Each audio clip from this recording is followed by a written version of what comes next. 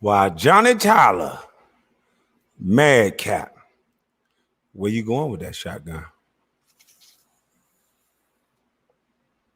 You speak a lot for a man that don't go hills.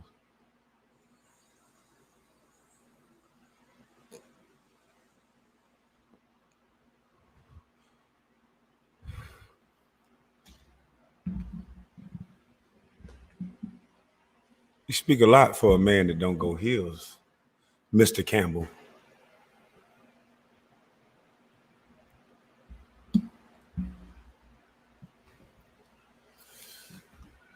See, you a touchy one, Mr. Campbell, because I know your kind. See, I alleged that there was a go along, get along game, right? And I said that the go along, get along gang is about who you like. And they make people and they put people in front of us that they make us think we should like. And then they have cronies that only disrespect black folks that ain't saying nothing to them. They only disrespect black folks that try to get to a certain level. They only want about 8 or 10 of us to seem like we should be liked.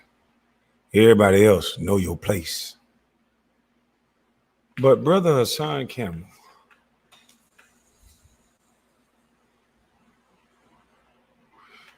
I wasn't gonna never say your name because I know this is all about money for you. But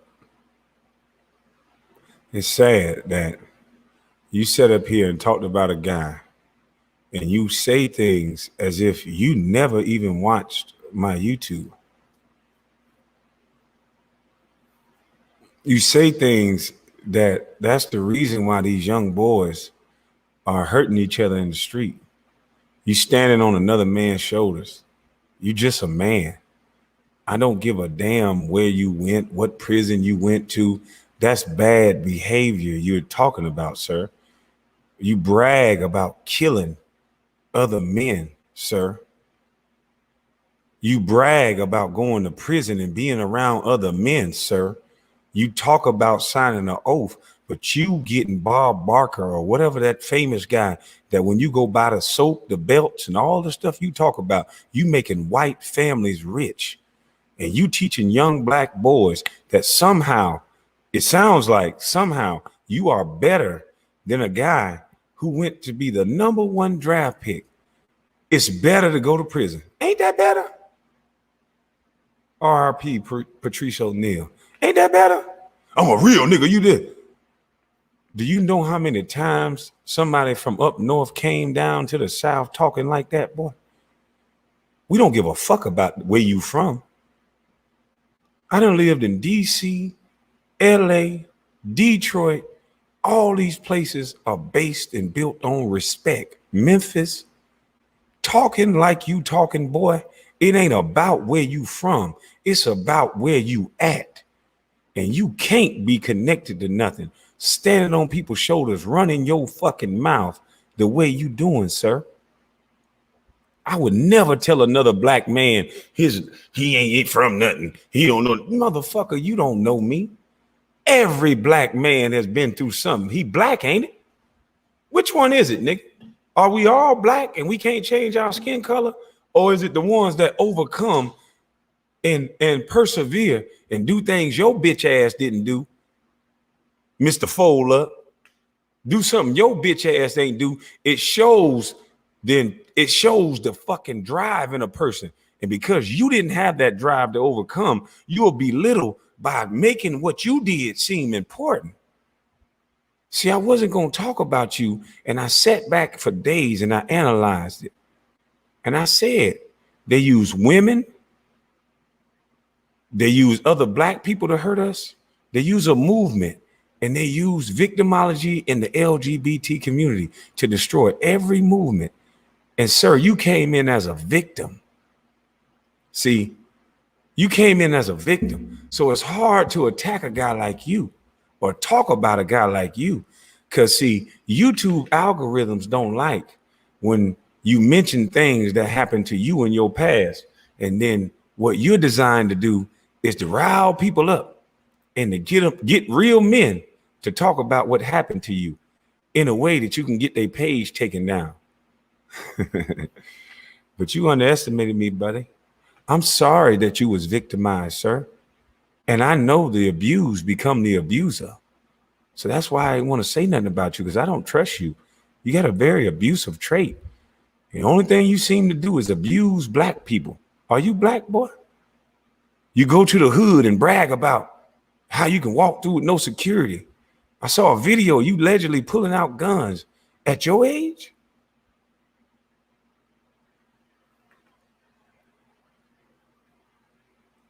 See, I didn't want to say nothing about you because I knew this argument is baseless. I'm taking your talking points. You didn't even talk about coding one time in the video where you were talking about me. If I was taking your talking points, you could have said, yeah, coding. Yeah, I talked about coding all the time. Go back and look at my videos where I was talking about coding. And you can look when I was talking about coding and now he talking about coding. Oh yeah, go back and look at my other video where I was talking about trades and go look at it, because trades can change America. Go look at it when I was talking about school choice. So you don't know nothing about me. You didn't even do your research. You said I was on the internet since 2013. That's what every dummy is saying. My first video has a date on it, and it wasn't 2013.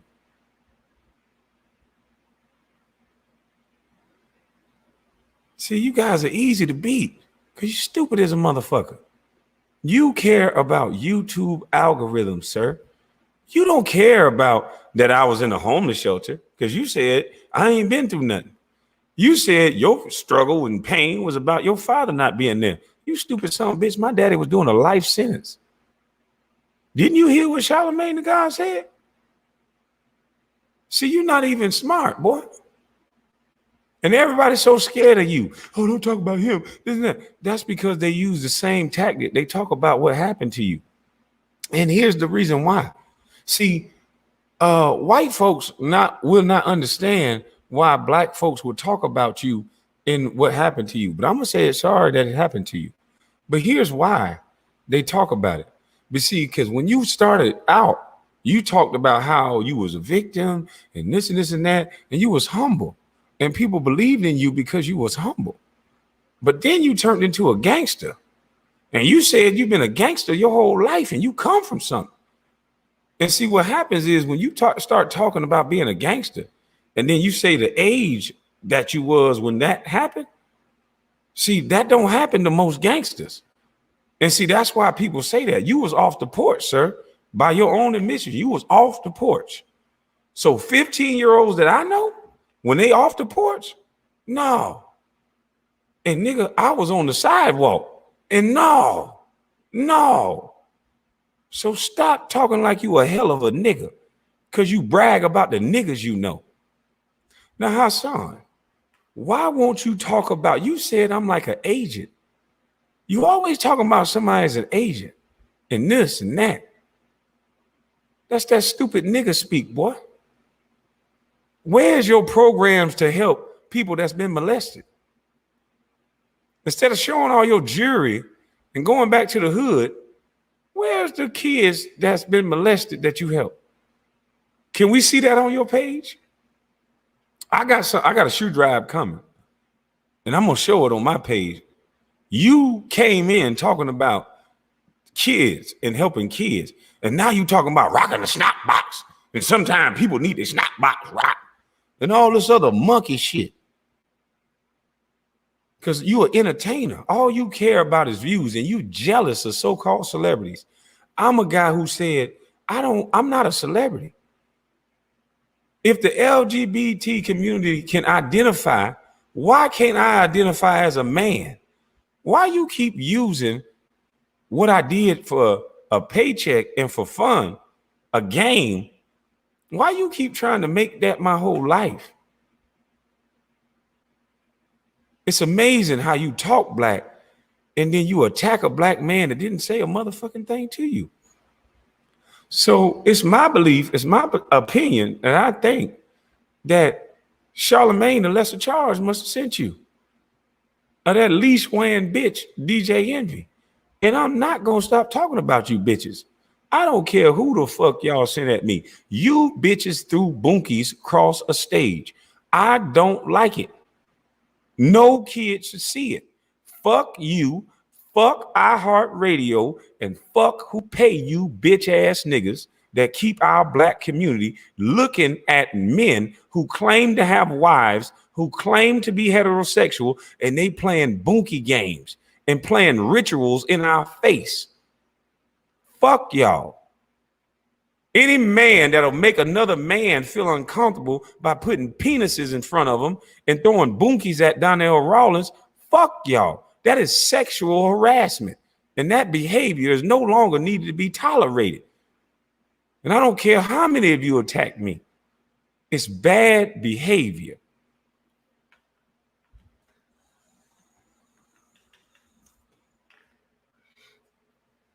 It's a shame. Most of us niggas been fed by white folks so long that all we know how to do is eat off each other. And that's you, boy. You a parasite. You speaking about the man. You didn't speak about the message. Not one time did you dissect or break down anything that I said. And people can hear you, motherfucker.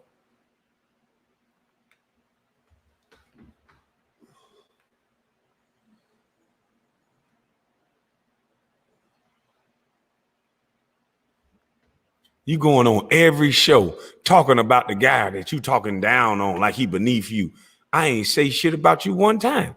If I'm so beneath you, why you going on Doggy Diamonds? Why you shout out to Doggy Diamonds? Because he saw through that fake shit. Shout out to you. You going on shows talking about a nigga that you claim to be above? Yeah, everybody signed the oath. You know you got to sign the oath. That same stupid ass nigga speech, that's what make athletes and so-called celebrities never go back to the hood, because of niggas like you. Niggas like you take these mama sons off the streets because you jealous. You not above no motherfucking man because you went to prison, bitch. You not above anybody, boy. And you had a worse upbringing than me. You right. And you allowed some of the things to happen to you, boy. The fuck is you talking about? You want to sit here and tell young men that it's okay to disrespect people who are successful that's black because you got it hard? That's what you telling them? Nigga, we all black in America, ain't it? Thought it was Wakanda, motherfucker. Which one is it? Thought you a Muslim, brother. You don't speak on other people. You about peace, right? Or you rock nigga snot box. Which one is it, boy? You so goddamn confused.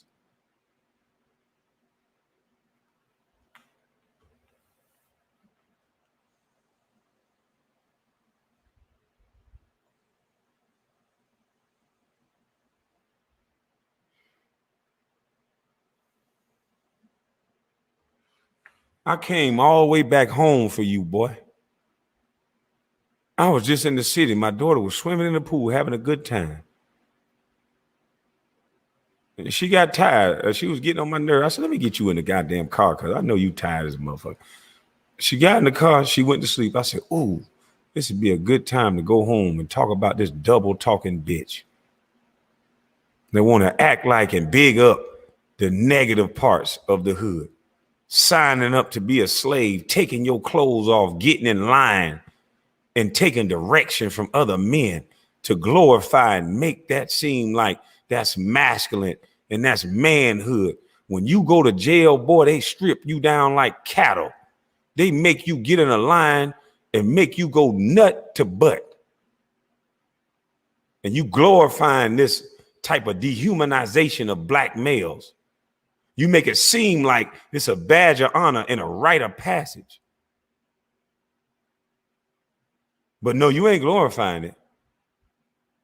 You just talking like you above me because you went to jail. And those are the things you had to do. And then you say, you ain't talking down on me, but somehow you wasn't there, but you knew MJ was blowing me in the face. You speak so ignorant. MJ was blowing me in the face, huh? Pat Riley was making me run 100 miles. Motherfucker, I never played for the Miami Heat. The hell is you talking about? That's why I know Charlemagne the God or somebody must have sent you, boy. You're just sending out fake messages at me time after time, and I ain't say nothing to your bitch ass because I knew what you was doing. I'm not gonna pick on what happened to you. That shouldn't happen to no kid. But just because you've been abused, and psychologists say it. Tell me if I'm right. I'm lying, psychologists or any psychology major. The abused become the abuser. And you got that abusive trait, boy. You toxic. That's the first time I thought a man was toxic. Trying to use your victimology on me, hoping I say something about what happened to you. Boy, I'm smarter than you thought. You underestimated me, boy. See, I don't respond. I mean, I don't react. I just sit back, I wait, and I respond ever so effortlessly. You bitch ass nigga. Old ass granddaddy trying to be cool. You trying to be a cool ass granddaddy? With them fake muscles. Like you got on motherfucking a blow up outfit. Shut your bitch ass up. Tired of you niggas always attacking black that ain't never say shit to your bitch ass. What is your problem with what I'm saying? Fuck me, I ain't shit. You ain't either. Cool. What is the problem with what I'm saying though? I tell you what, after I play this video, I'm going to drop the link in the description box. And Hassan, I would love for you to bring your little bitch ass up here and tell me what you think about coding. Because you don't know me, so you're not educated enough in the field to speak on me. So I would love for you to talk about the things that I've said and not about the man because you jealous. Talking about super chat. Talking about $60 million. Why you counting pockets, bitch? Was you one of them niggas that had to put your hand in the back pocket and walk through them yards, boy? And why you bragging on niggas talking about ain't no names behind me, ain't no names behind me. Did you hear about my daddy? And that ain't nothing to glorify. But I'm willing to bet that I got a brother that, boy, look at here. And I'm willing to bet me, boy, look at here. Why is we even going there, though? What did I say or do to you? I would love to ask you that question. By somebody sending you a video of me comparing you to me, and he was trying to say it in a positive way, and there was only one person. That warranted you saying that I got bold and all these things, and that warranted that? I never said anything. I never compared you to me or me to you. So why did it warrant all that? And you've been talking about me before the brother compared me to you. I never said one thing disrespectful to you or about you. I actually was watching some of your videos because I was like, damn, that shouldn't happen to nobody. But now you a gangster. You a hell of a nigga. Okay. Let's play this video by Self-Talk. And then I'm going to drop the link in the description box. I would love for you to answer these questions. Is this what YouTube has come to? Everybody is entertainers to make money. And so now that a guy came in, ain't hating on nobody, came in, letting people use the video, not standing on shoulders, talking about, yeah, bitch ass nigga, I got all these subscribers. You a little YouTuber, this and that. No, I shout out the little YouTubers. I let them come on my platform. I let regular common people. You say you a man of the people. I haven't seen you let people on your platform and promote their shit. I haven't. People on my platform that's almost the same size as yours, been able to hold up books and to do their thing. People are sending shit to my P.O. box, and I'm going to be able to wear it and show some things. What have you done, man, other people? Besides weaponize what happened to you, victim. Yeah. Something like a lady. Yeah. Dollar bill. Yeah.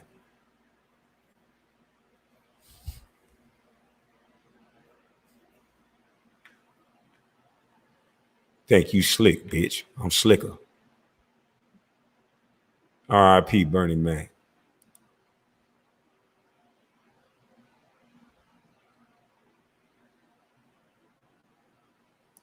And most of them indoctrinated in thinking street life is what being a man is. And most of them think going to prison or going to jail teaches them how to be a motherfucking man. When the Constitution said you giving up your rights and you being a slave to white boys as soon as you go to motherfucking jail. Now you tell me who's better for the system when you got little boys thinking that they got to go to prison and be a white boy slave to be a fucking man. I had a nigga on the internet talk about, I went to jail. Don't compare me to no basketball player. Straight up, don't compare me to no ball player.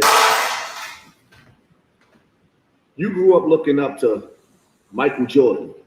We grew up looking up to Big Meech. Don't compare me at all.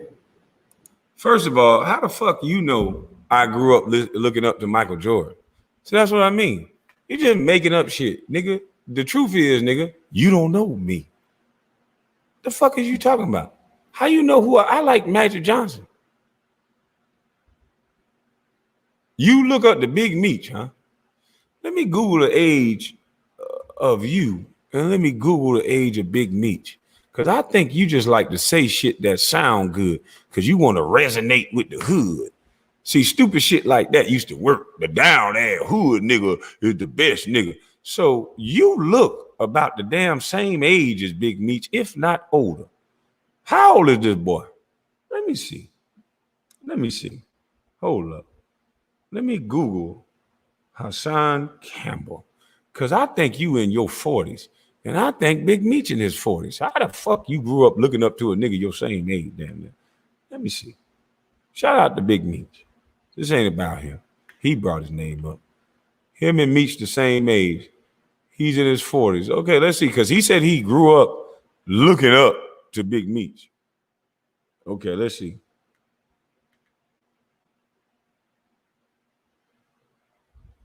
All right.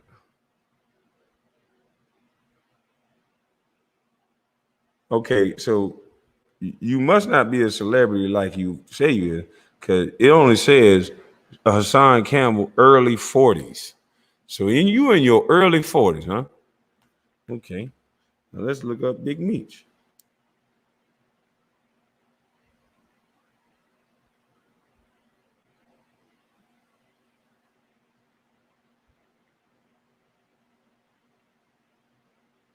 Okay, so you early 40s. Big Meech is 52. He a real celebrity because they got his real age. So Big Meech is 52, and you in your 40s. So what is he? A couple years older than you?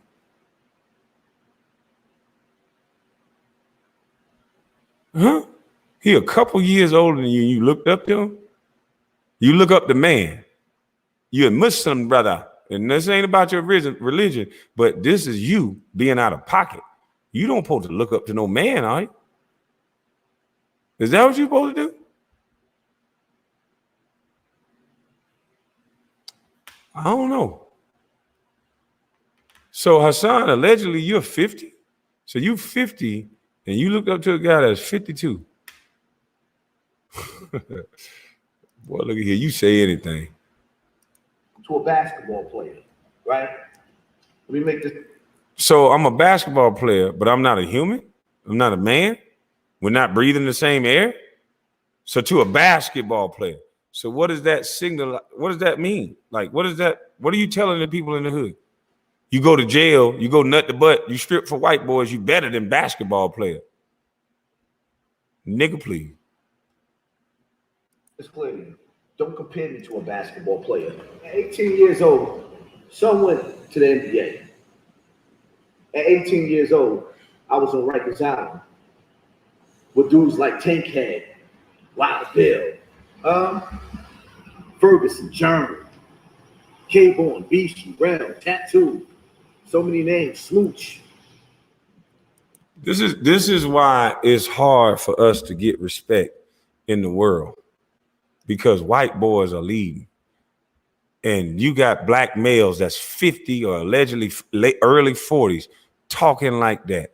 When have you ever seen a white man of this age that with this many following, with the money he make, talking like this, bragging about being in prison?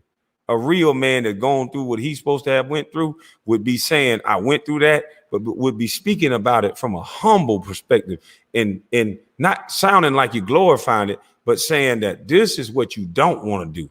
You want to go be like the brother who made millions since he was 19, 18 years old. Go be like him. Don't do what I did. But no, his brother's like this brother. His brother's like that brother. Just bragging. Where I'm from, we call that bitch assness.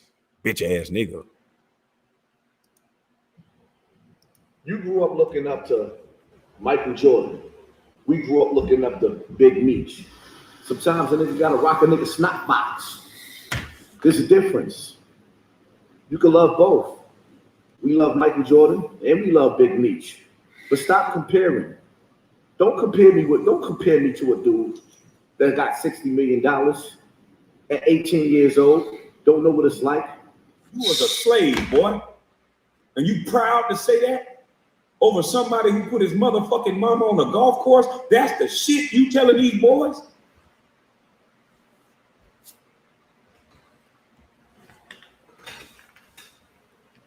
And boy, if you ever met me face to face in person, the fuck are you talking about? You don't know shit about me. That's what's wrong with these men talk so effeminate. You don't hear me calling out men there. I'm next to this person. I'm next to this. What the fuck are you talking about? Motherfucker, I know me. And I know you can't fuck with me. I don't give a fuck where you went to. Talk like that, boy. Then let me calm down before I snap. I go crazy. And maybe act like my dad.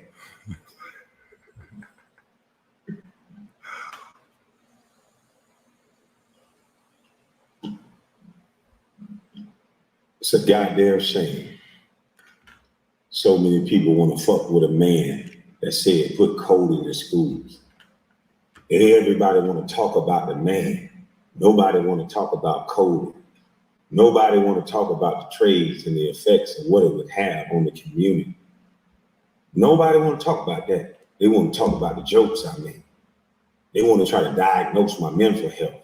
But motherfucker, you wasn't worried about that when you was calling me a fucking bust and a bona fide scrub. You don't think that could have affected my mental state? Especially as a teenager. So how the fuck you double talking bitches gonna act like you care about somebody's mental state?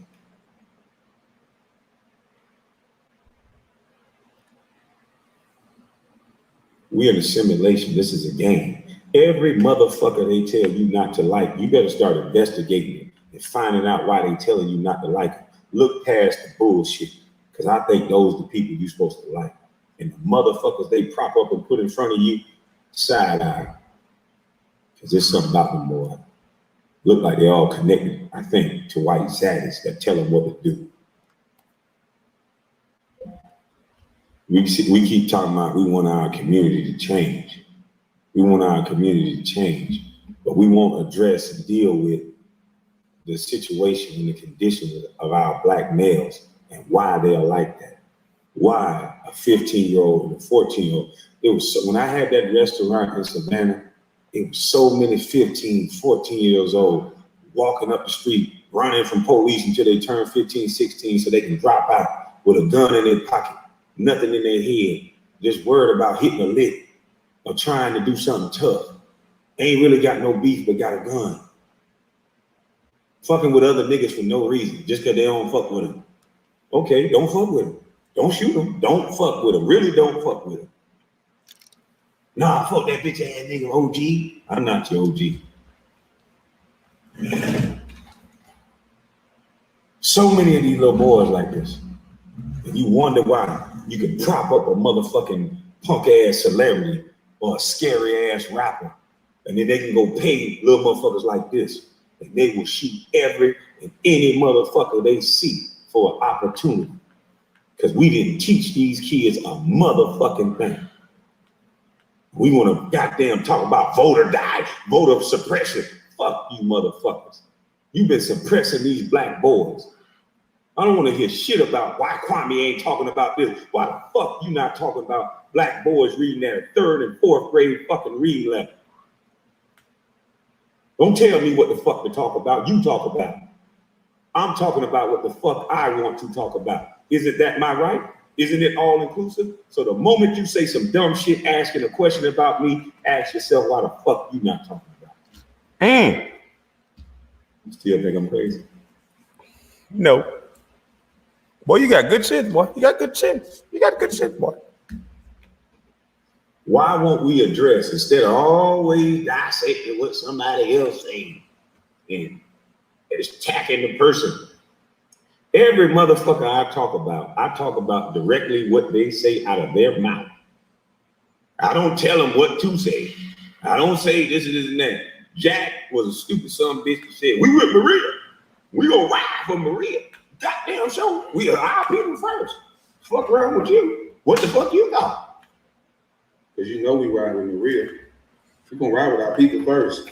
That's just how it goes. Because you know we ride with Maria. Hey, self-talk. Self-talk. Let me tell you something. Self-talk.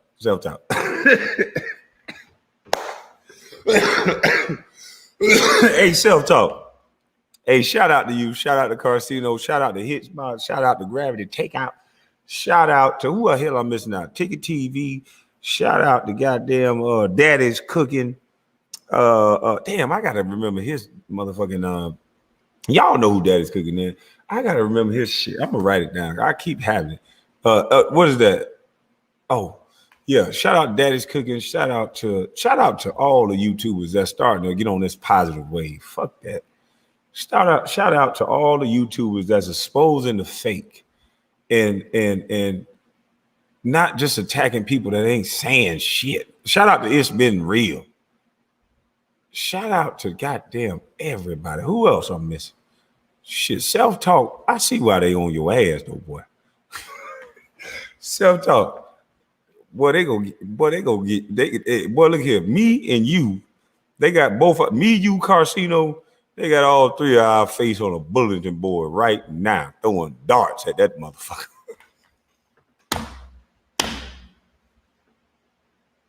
And self-talk, you might be in the middle.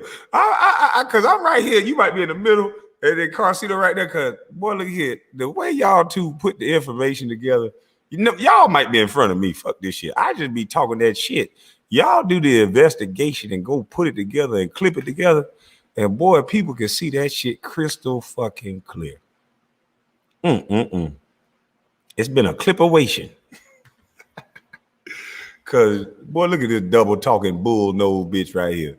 Boy, look at here. We ride with Maria. For real though. I'm just saying.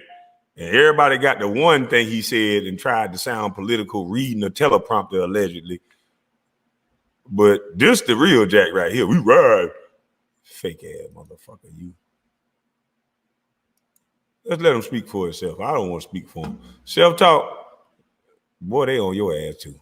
Was a stupid son of a bitch that said, we with Maria. We gonna ride for Maria. Goddamn show. We are our people first. Fuck around with you. What the fuck you got? Because you know we ride with Maria. We gonna ride with our people first. That's just how it goes. Because you know we ride with Maria. We gonna ride with our people first. That's just how it goes. 20 minutes later.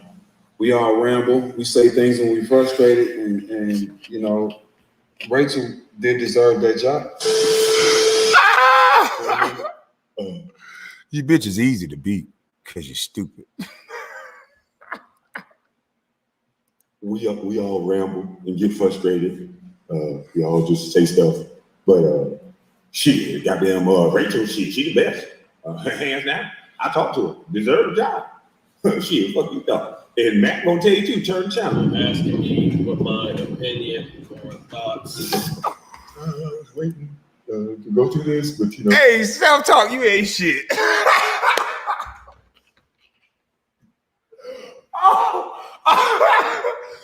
Oh shit. Oh shit. Oh shit. Did I say turn the channel? And did self-talk have a fucking channel change? Hold on, I gotta see this. Self-talk, I know you ain't just changed the channel with me. Did you change the motherfucking channel? Boy, they on your ass. Oh boy. Got to be more careful. Matt gonna tell you too, turn the channel. Asking me what my opinion or thoughts. I was waiting to go through this, but you know, Maria is good. This is Kendrick Perkins. yeah, you know. Oh shit! She's a good person. Turn the channel.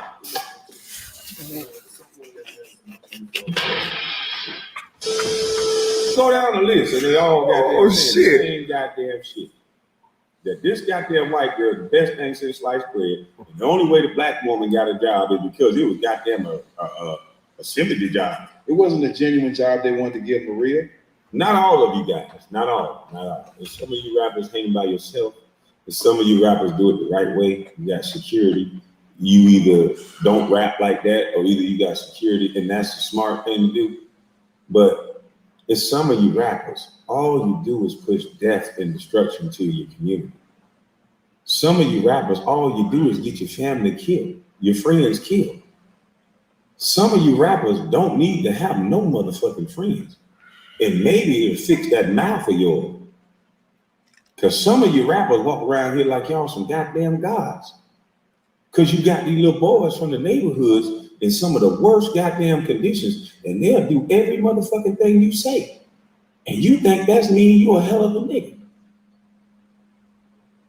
And that's sad. That's somebody mama's son you got doing that. Fucking right. That's somebody mama's son that's gonna have to do them goddamn years. Fucking right.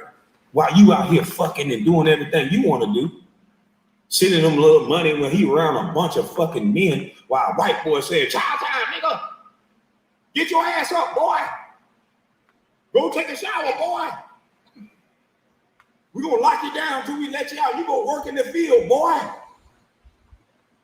It's a white man gonna make him do that. Isn't it Bob Barker? Who making all that goddamn money when these boys go to jail and these women are sending all their goddamn money to these jails? And that's why so many of these women can't build nothing, because they keep helping you motherfucking niggas. Because the white people in the music industry keep telling you motherfuckers that the best dick and the best motherfucking niggas are prison niggas. And I'm here to tell you, that's a goddamn lie. Because I've been quiet, tearing some ass up.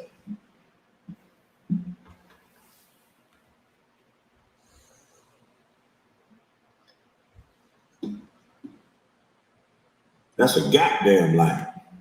That's just the nigga you can control. That's the big buff, strong ass nigga that you make 6 figures and he just got out, and you can tell him, shut your big bitch ass up. So you can't tell me to shut my big bitch ass up. I'm gonna look at as soon as you say that. Where the fuck my shit at? Bitch, who the fuck you think you? Who the fuck you think you talking to? And it ain't toxic. It's just who the fuck? Who the fuck? That's just what I tell my daughter. If a man talk to you like, man, you better get your motherfucking purse and call your daddy. You better get your motherfucking purse. First thing you do, don't argue with this nigga. Get your purse and call me. Yeah. Get your purse. Don't say shit to this nigga. Say fuck you on the way out. Fuck you. Don't stand there and argue with no man. He can snap. Yeah, we ain't doing that. In my household, I don't teach no woman to argue with no man. That's a waste of time. You're gonna have to call the white man. But if he do something to you before that white man get there, then you leave and call me. Yeah. We know how to handle that. Yeah. We will handle that. Shit, I stay in shape for situations like this. Yeah, I jump up and down in situations like this. Shoulder roll on situations like this. Yeah. Might have to bring my switchblade for situations like this. Yeah, switchation. Where's my switchblade at? Hold up. Yeah, I might have to bring my switchation for situations like this. Yes. Get real up close and personal. Yeah, a lot of you scary motherfuckers don't like to get close. I give you a hug. Yeah. I give you a real hug. You know, hit with the quicksand. Yes. See, I'm just a peaceful guy. And, you know, most peaceful guys, they laugh, they joke, they play. I love to see a big, strong dude that's laughing and joking. I like to hang with UFC fighters, for real. Some of them motherfuckers, the coolest motherfuckers in the world. Shout out to the UFC. They play, they joke, they drink, they have fun. They know they can fuck you up. So why they gonna walk around talking about, nigga, tell you something? They know that if you have to go there, bitch, I can ankle lock your dumb ass, I can wrist lock you, I can poke you in the eye, I can break your jaw, I can front kick you, I can goddamn break you, I can break your arm. So I don't gotta talk all that shit. I don't gotta fuck with you. That's not fun.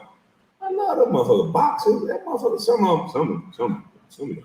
Hey, but some of the boxers be the coolest motherfuckers in the world.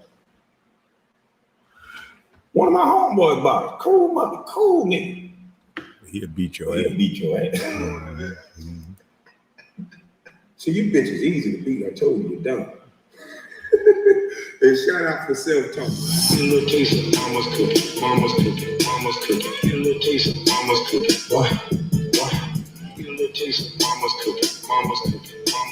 Get a little taste of mama's cooking. I really didn't want to do this. I was going to. All right. Let me drop the link. I only want to talk to Hassan Campbell. If Hassan Campbell is in here, I'm going to drop the link. If he's not, somebody told me to put it at the top of the damn chat. Well, I'm going to drop the link. And I'm only going to pick up for Hassan Campbell. Big man, tough guy. Come holler at me, tough man. Come talk, tough man. I would like to ask you questions, not about me, but about what I have said. Wise men talk about the actions and what a man say, and respond and ask this man to stand on it. Hey, Hassan Campbell, it looks like you. I'm in the dark right now, sorry. Who is this? Song? Nah, this ain't a song. My fault, bro. That ain't Hassan. We want the real Hassan. Yeah, we want the real Hassan. We don't want no imposter Hassan. Come on up here, Hassan Campbell. I'm not answering for nobody but Hassan Campbell. Put your face on the screen. Somebody at Hassan Campbell. Since everybody want to talk about the old busted bus, but nobody want to talk about coding and trades in Charlemagne, the lesser fucking charge. Nobody want to ask Stephen A, why was he at them colleges, boy? And why was you at them high schools, boy? Nobody want to understand the true system of how they hold us back. Everybody want to talk about this make-believe shit, the boule, the bafole, the this, the that. Nigga, the boule is you. They make you fight against each other for crumbs, and they never allow you to get to a certain level. Didn't you hear the story of Jay Prince? How this brother tried to use his money to be a part of the distribution of CDs, and there was an alleged DA agent that was trying to assassinate him. Did you ever hear about that? Oh, you too scared to talk about the truth. And fuck talking. When you gonna do something? And the way you do something is stop worrying about adults and their bitch ass feelings. You worry about the children. Now, where you at, Hassan? Where are you at? Don't talk about me. Talk to me. I'm not answering for nobody but Hassan. I want to see Mr. Campbell.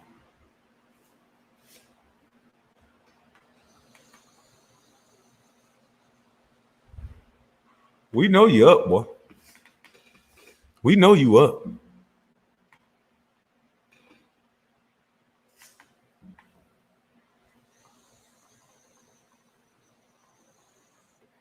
Why we waiting on you, boy?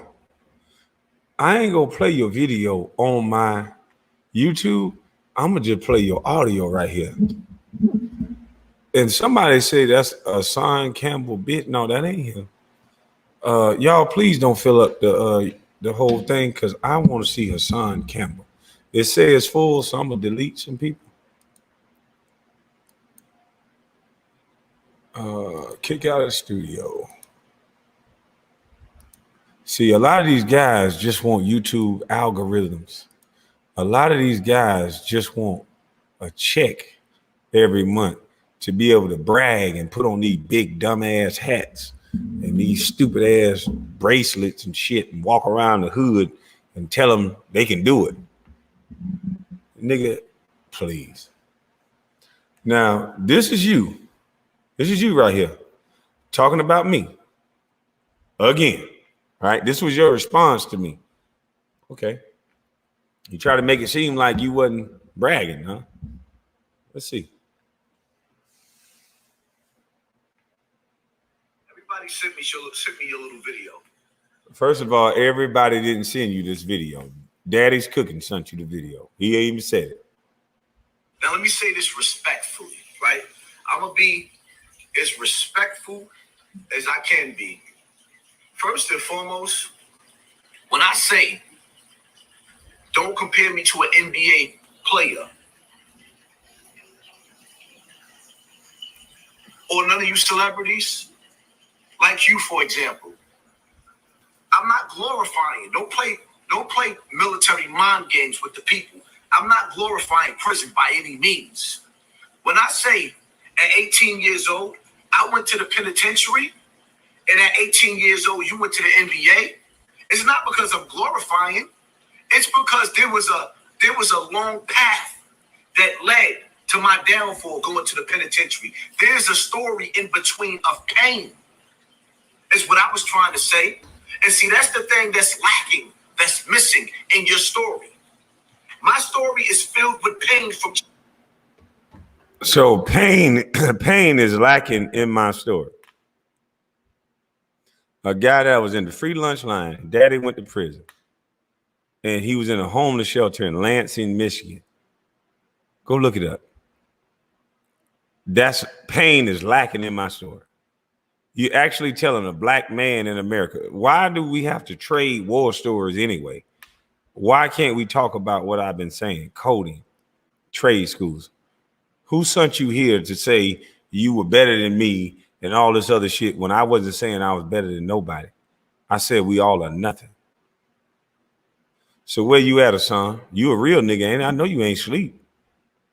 A real nigga that run the block and all this shit, they ain't sleep this early. How the hell you sleep? How you sleep? Come on. Come on. Come on. Come on, come on, come on, come on, chameleon. Where you at, boy?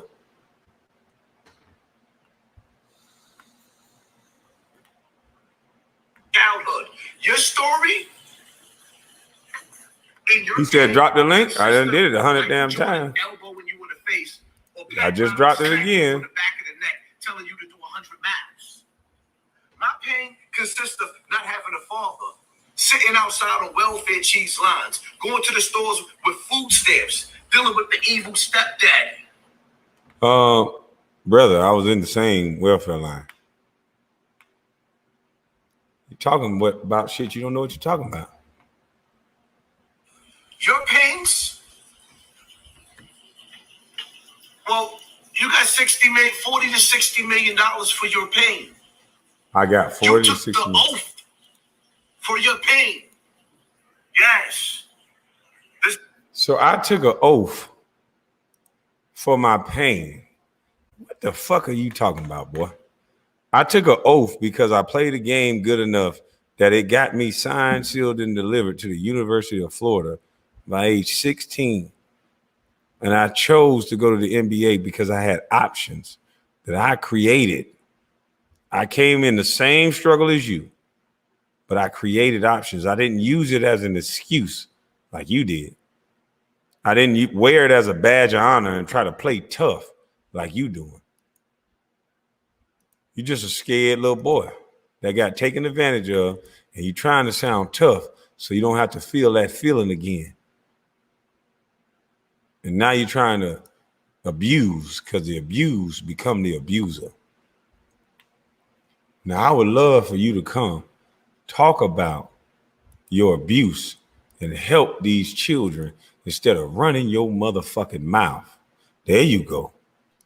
What up? You tell me. You have the floor, sir. I never said your name. Why are you speaking about me as if you know me? I spoke about you because you spoke about me. When you mentioned my name, I mentioned you. When I set up when I made the video, and I said don't compare me to an NBA player. When did I mention your name? You wasn't talking about me earlier when you took the shot? Sir, you said Michael. I looked up to Michael Jordan. I was abused. You said something about me. Listen. That was sarcasm. Matter of fact, what I'm gonna do for you is that wasn't about me. Let's be honest. Listen. Hold up. Let me ask you a question. Hold up. That wasn't about me. Let's nip this in the bud. As a man, I'm gonna apologize as a man because the reality of it is you didn't do nothing to me. So to cut all the bullshit, as a man, you didn't do nothing to me. I stepped on your toes. I respect some of the things. First of all, let me say this, right? When I first started hearing about you, automatically, the first thing I said was Boule. I didn't do my homework. I didn't look to see whether you was a credible dude, which your fight was. Later on, I seen the Judge Joe Brown joint, which I thought was dope or whatever the case may be. But just to give you who I am, when it comes to anybody that comes from Hollywood, the music industry, any of that, I look at everybody sideways. So I prejudged you according to that. But as far as who you are and what you're doing right now, your message, some of the things that I've caught up on and I listen to, I respect your message as a man. But sir, you didn't say that about 30, 40 minutes ago. What I said was not said 30, 40 minutes ago. What I said was a response to the indirect that what you said about me on earlier today. But listen, bro, you've said something about me indirectly in 3, maybe 4. Even when you spoke about me the first time, when somebody asked you, what do you think about Kwame Brown? You said, I like him, but, and then you went on to talk about all this stuff. And even today, you talked about an oath. And I'm telling you that anytime you go to prison, you sign an oath. You sign an oath to be a slave for white boys. And that mentality that you're preaching and you going back to the hood as a married man with jewelry and chains on, are you prepared to kill someone? Because that's what you would have to do to be in the hood by yourself. So to speak the way that you're speaking, how old are you, sir? 44. You're 44 years old with children, beautiful children, may I add. Thank you. I've seen you put them on the internet. You have a wife. You have a beautiful yard with flowers and dogs, which you should be enjoying. But you steady going back to the hood to prove what? What you would have to do to protect those chains and to protect the thing, to brag about being in the hood. If somebody approached you, you would have to kill that person or hurt that person. Is that correct? I don't see your point. The point is, why would you put yourself at risk when you have a family to brag like that about being in the hood? If somebody saw you on live and ran up on you and you do something to them, you will be going to prison, leaving your wife and your children. Why would you go to the hood when you got nice flowers like that? And first of all, for one, I live in the hood. For 2, I have family in the hood.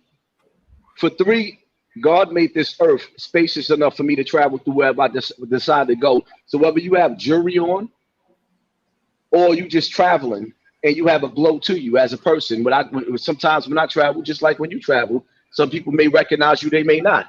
I'm not going to stop going to the hood based off of what somebody feel about me. That's not going to happen. That's for 1. For 2, I don't have a point to prove to anybody, but at the same time, I'm going to defend myself if I have to. But I mean, the reality of it is this conversation shouldn't really be based on whether I'm going back to the hood or not. But it's the way that you're going to the hood, though. You're going to the hood with chains on. You're going to the hood saying, yeah, I can go to my hood. I can do this. I can do that. That's braggadocious. Let me explain something. You would have to hurt the person that come up to you in the hood. You a real street cat, right? So you know there's rules and regulation to the hood. You don't make yourself look like food in the hood. I can't be in a blood neighborhood wearing blue. There's rules and regulations to the street, and you going back to your hood while you're a grown ass man with children. And if you're in the hood with that many flowers, that's a nice ass hood. With that fish tank and that nice stuff you got, if that's the hood, that's not the hood. That's not the hood. I'm talking about where your family is. That's where you should stay. Because what you would have to do in order to brag like that with chains on, you would have to hurt someone, which would take you away from your family. Hold up for a second. Give me. I'm trying to figure out. So you basically talking to me about me going to the hood with chains on. I think that you way too articulate as a man. You're way too smart as a man to be talking about whether I'm going. Our conversation shouldn't be based off of whether I'm going back to the hood with chains on. That's not what I don't get that. That's okay. Let me explain. And like I said, as a man, I apologize to you. I apologize to you as a man. I understand the apology, but look, hold your wrist up. Hold your wrist up. That right there makes you a target in the hood. And what you know what makes me hold up. You know what makes me a target in the hood? Also makes you a target. Hold up. You know what makes me a target in the hood? Because I hear you breaking down like I'm glorified going to jail. But do you realize that I got beef with every major rapper because I talk about the poison that they spew out from speakers? Do you realize when I go down to Harlem, I got beef with damn near everybody down there? Damn near every gang I speak out against, every gang. How you say gang? I speak out against all that shit. All of that. Everything that's going on in the hood with all these young boys killing each other, these parents sitting up in the park drinking Hennessy while their kids are shooting up the block. I've been speaking about all that. So my whole thing is, me personally, like I said, if your message, which I respect the fact that you got in Charlemagne's ass, I respect it.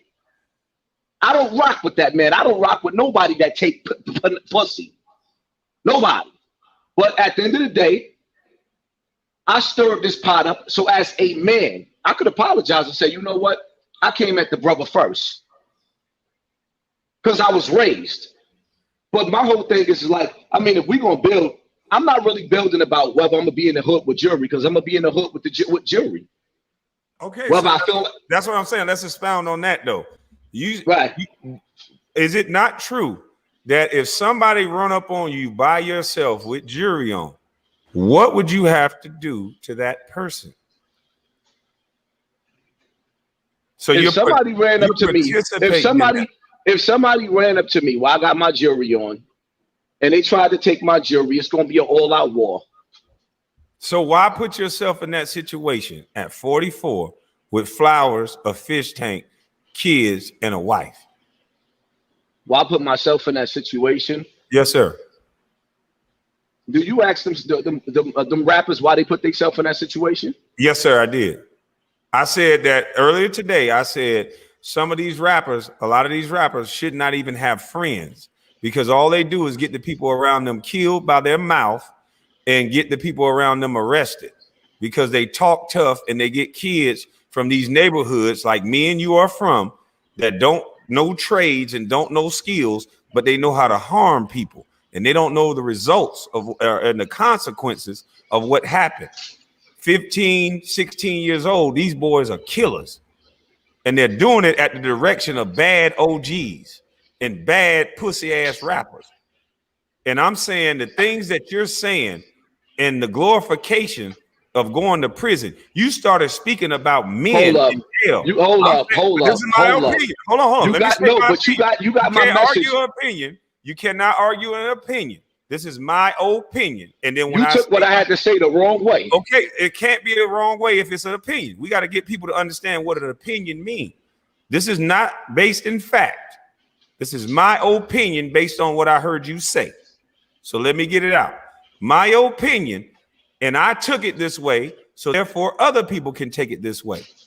You talked about gangsters, and you said it in a way that made it look like you was glorifying being in jail, being around other dudes that was in jail and got busy, because you said there was no names behind me. So what does that tell young youth? That they need to be, don't be the guy who went to the NBA and became a basketball player, because that's success. Whether I scored 6.1 point, my mama was on a golf course. Don't be the guy that put your mama on the golf course. Be the guy that go to prison and have your mama send them some money. Is that what you're telling the youth?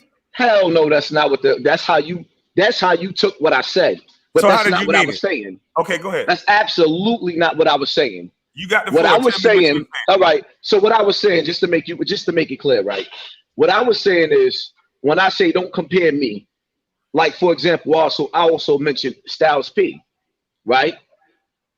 And what Styles P was saying was how civilians are not snitches. So everybody was in my DM sending me that. And my whole thing is, I've been saying this for like 4 years on YouTube. Why does it take for a rapper to say the same thing that I'm saying? Just like a lot of the things that you're that you're saying is the same thing that I'm saying. So when I'm saying don't compare me to somebody in the NBA, it's no disrespect to you. It's just basically saying that your struggle and my struggle was totally different. I'm not glorifying the prison life. I'm just saying I had to go through the hellfire. At 18 years old, you was rich. I wish that I could have sent my mother off and bought my mother a house instead. At 18 years old, I was in jail for murder, and my mother had to move out of Bronx River to Far Rockaway to get away from the crime scenes. So I'm not sitting up there saying that I'm glorifying that. I'm just saying that the path that you took, which was a good path, and the path that I took was a different path. So when people be comparing, like my options and your options was totally different. It's what I was trying to say. How can you say that? You can't come to that conclusion. There's no options. It's decision making and behavior. My behavior was different than yours, so I got different outcomes. You got to start telling kids the truth. That if you glorify street life, you get a big homie, and you look up to men and worship men that rock nigga snot box, then you can go to prison. And if you look up to basketball players, you can go to the NBA and put your mother on a goddamn golf course. So to say it in the way that you said it made it seem like you were better than someone who went to the NBA because you were in prison. But I'm just saying, and this is the thing, no one can ever be right with you, because you also say on one end, there's no celebrities talking this real. There's no celebrities saying what I'm saying. And then when one say what you're saying, you get mad because you've been saying it. So which one is it? Do you want celebrities to talk like you're talking? Or do you, because that's what you want, right? You said celebrities need to stand up for the community and be real. So once they do that, you have an out. You double talking, because then you can say, well, that celebrity ain't connected to us and he ain't real. He ain't been to jail and all this other bullshit, because you really want the shine for everything. It's not about the shine. It's about the message. I could have not let people share my YouTube videos. And at the time I'm having the hottest week, I could have took that money from that week and left the internet, just like all the Black Lives Matter people did. I could have did that. You're in certain things about somebody that you don't even know. That's ignorance. You said I took an oath. You said MJ was elbowing me. You said all these things that you know nothing about, and all that to a black man. And you're a Muslim brother. And white folks have been using black people I'm not afraid of no white man. You know why? They can't do shit right now in America. We are talking about each other. You talked about a man you don't know, and I believe it's for YouTube algorithms, because it seems like you have a stick. You beef with the guy, then you apologize, but you done made the money you made, but you done connected yourself with a person. Hold on, let me stop you for a second. You've been talking about my money hold up. the entire time. Hold up. For one, I don't care about your money. Your money don't mean nothing to me. What I care about it several times. Hold up. Let me make myself clear. For one, I don't care about your money. For two, the video that I made about you, we don't have the same audience. I got the least amount of views that I got all for the whole month, or for the video that I made about you. Listen, because we don't have the same audience. That's not true. Right? No, we don't. People don't understand. People don't understand why you're attacking a guy. That's bullshit. People, when you learn YouTube, people don't give a damn about nothing but drama. You've been on YouTube since 2013. That's not true. In a minute. That's not true, sir. It shows. It shows the date when you got on YouTube. Look on your own page. Okay. It shows the date. Videos. You didn't just start making videos 2 months ago. You've been on YouTube. So what's the date of my first video? Hold up. I bought my house in 2015. My first video, I'm in my bedroom talking about basketball. See, you're repeating something you heard somebody say. You tell me what year did you sign on to YouTube? Sir, everybody signs on to YouTube just so they can watch other people. We're talking about being on YouTube making videos. My first video, go look at it. I'm in my bedroom There's like an orange background. I'm talking about basketball. It's like a little clip. I barely even knew how to work it. All but right, if you go look at my Facebook, just like Ticket TV, shout out to Ticket TV. All the things I'm saying now, I've said on my Facebook. All right, so you got on YouTube with drama. You came straight through the door at war. This is what niggas love. That's the bottom line to it. I've been on YouTube long enough. Niggas That's is what ignorant. you did, sir. You warred with Tommy Sotomayor for no reason. I came to YouTube. I talked to dudes behind the scenes because I was in the so-called. You said I warred with Tommy Sotomayor for no reason. Hold on. Let me finish. Where the fuck did Tommy come from? Because I saw you on Tommy? his. Yeah, I'll tell you. I saw you on his show arguing him, coming in doing the same thing you're doing now. And so when I came to YouTube, sir, I called dudes behind the scene and said, yo, what you're doing is lowering players' contracts. What you're doing is wrong. Talk to me like a man. That person went to Instagram and said, fuck it, we joking. So I said, okay, let the jokes begin. And then I alleged that there was a go along, get along game. And then now an economics doctor was talking about me. Every platform that Charlemagne the God is talking about me. Public record said my daddy is a murderer, but nobody talked about it until Charlemagne the God, who's connected with all the Smoke podcasts, said it. The black first #1 draft pick. Now you talk about all these conspiracy theories, but you won't allow yourself to go down this rabbit hole. Hold up, what rabbit hole? This is the rabbit hole. The first #1 draft pick ever out of high school from a free lunch line. Daddy's in prison. Single mother after that my dad created. They were married. Never made it on the Black Breakfast Club, which is a mostly black watch show, until they were talking about my murderous daddy. You don't see a problem with that? I never knew that. He said it on the Breakfast Club. I don't watch them niggas. I didn't make the Breakfast Club for being the #1 draft pick, but I made it because my dad did something that I didn't know about. You don't see a problem with that? Oh, I see a big problem with that. And as far as see, let me tell you something, right? And I don't say this to glorify, but where we come from, if your dad caught the body, we're gonna help him bury it.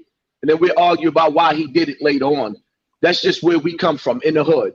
So as far as your dad doing something and committing a crime, all of us were subjected to the ugly elements of the hood where we had to make poor choices like that. It's just like you said, right? If I go outside right now with jewelry on me, as soon as I go outside, my antennas is up. I'm not the same dude that I am in front of this camera. Now I have to transform. And like you said, yeah, you put yourself in a situation like that. You wearing jewelry, you walking around the hood, or whatever the case may be. But that's a decision that I made. If I feel like I want to look nice going out, or whatever the case may be, I want to look nice. And I go outside and I defend myself. And Charlemagne gets on the radio and decides to make fun of me being a father, or to my son. Yeah, I understand what you're saying. I just caught a body now. Now I'm in jail, and he making fun of you. I understand that clear as day. But in the hood, we don't knock dudes for catching bodies. If you're defending yourself, we shut it later on. This is my thing. You a conspiracy theorist guy. You talk about this boule and all this a lot. Can you? Are you part of the boule? No. Can you?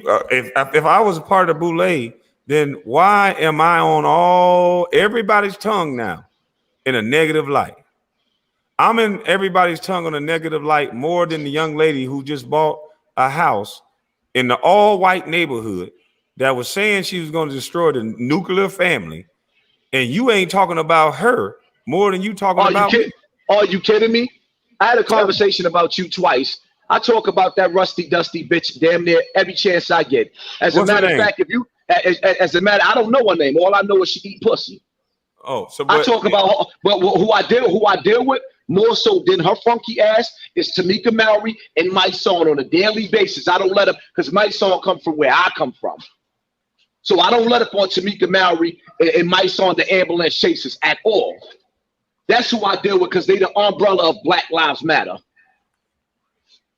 But I've been dealing with Charlemagne. I've been dealing with Charlemagne before you. As a matter of fact, Charlemagne almost had my whole page knocked down. I don't even know how he ain't get you. I had to appeal it. Charlemagne almost had my whole, he put his lawyers on me. So the things that you getting away with, I couldn't get away with. Charlemagne almost rocked my snot box. He wasn't playing with me. He sicked all the lawyers. That's why Star didn't handle Charlemagne himself. He sent me at him. because Charlemagne fucked himself. He brought up my sister. He brought up my daddy. He brought up my brother.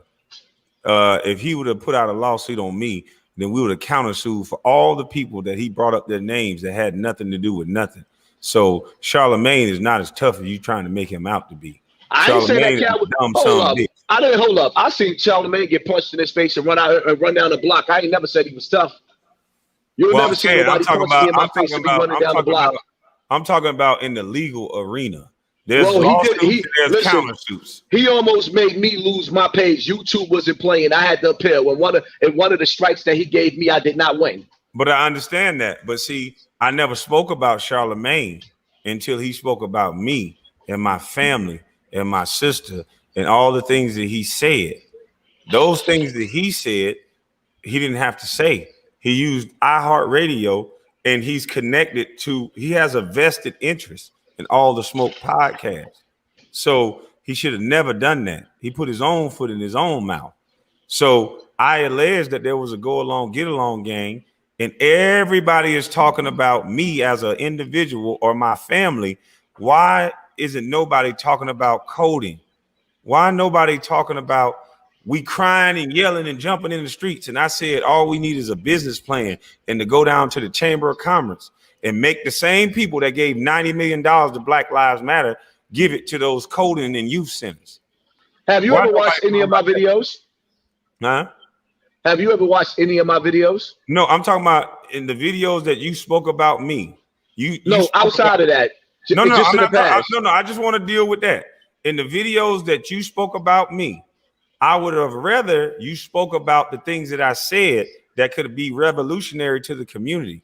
Coding is the wave of the future. Is it or not? Listen, that's why I apologize as a man, because no, I understand the apology, but I want to hold on. This is one of the questions I wanted to ask you. Would coding and trades help the Black community?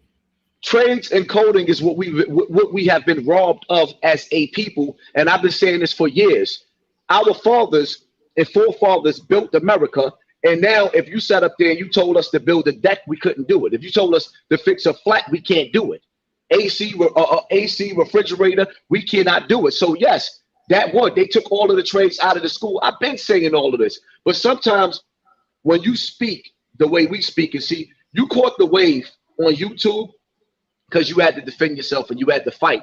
So you brought the crowd. And on top of the fact that you are an NBA star, whether people like it or not, you are somebody that's on another level. That's why when I tell people, I'm not saying that I'm on a higher level than you. I'm saying that if you could even mention my name in the lights of somebody like KwameHBrown, then it's like, yo, you know what I mean? You on another level. You're an NBA star. I'm a nigga from a hood that's basically trying to make, huh? I'm a busty bus. I'm just saying the methodology is different. You have 300 and something thousand subscribers. If you cared about your message, you would allow people. You know what I did? I just did something different. I care so much about my message and what I'm saying, and I believe in it so much. I never cared about the money. You talking about people sending me super chats. Do you know how many people are eating off my videos? Do you know how many children and families, and you know how many YouTubers that I shout out and bring up? You could do the same thing with your platform. I'm not doing the same thing. I don't know. That's what. No, I'm not saying that. I said you could be. So I don't know. I am. Yeah, I am. I'm definitely doing. As a matter of fact, I don't know. But what I'm saying is, when you hear me shouting out and playing all the music, I'm not a rapper. I understand, but that's one genre. That's one area. And people that have clothing, people that have clothing on my Instagram, my YouTube. Listen. Why don't you allow people to use your videos? Because some of the stuff you say is right. I tell people. I can honestly listen, say some of the I stuff told, you hold say up, is right. hold Why up. don't you let him use it? I told Bullet Scotty today, right? Told him today. I said, go ahead and use my videos. I told your boy that you hollered out, which is my boy. I was locked up with Z Banger. You shouted Z Banger out. I told Z Banger 1,000 times over. Stop taking Michi X videos. You don't know her. If she get pissed off, she can flag you. Take my videos and you can remix them. Anybody that's affiliated with me, as long as you're not disrespecting me, you can take my videos and make you some bread. I told everybody that because the people around me is not doing it. So why not let somebody else eat? I said that, and I just finished saying that again today. Let me ask you this. What if they're not disrespecting you? Because some people use my videos and they don't disrespect me. They just disagree with me. And I don't flag them. I don't do that. You could disagree with me. With you, then what? Well, you could disagree with me. But the minute that you start saying Tyson Campbell and ignorant shit like that, like for example, see the one thing I respect about you, because I was listening for a second, right? You never made fun of me being molested. That's not something to make fun of. I never heard you make fun of me. And that's something that I say, like for example, with when you watch The Matrix, right? And I say this all the time. When you see Neil fight the Chinese man, he apologized for him first, and then they started fighting. And he said, why did you attack me? He said, because you never know a person until you fight him. So now me sitting up there and analyzing you, you never made fun of me being molested. You wasn't talking about my mother and what she didn't do as a parent and all the rest of that. So like I said, as a man, I prejudged you because one thing about me, I don't, like it's like The Matrix. When Agent Smith hits somebody, he turns them.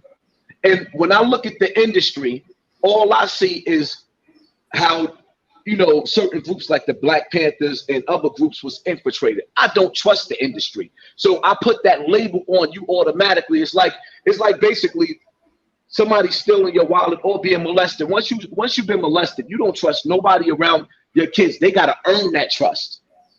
You gotta earn that trust. So when you came through the door, it was like automatically, I didn't even know what your fight was, what your struggle was. It was like, all right, this is just another dude coming from Agent Smith. He coming from the government. He boule, and it's just a game going on. And so let me ask you this.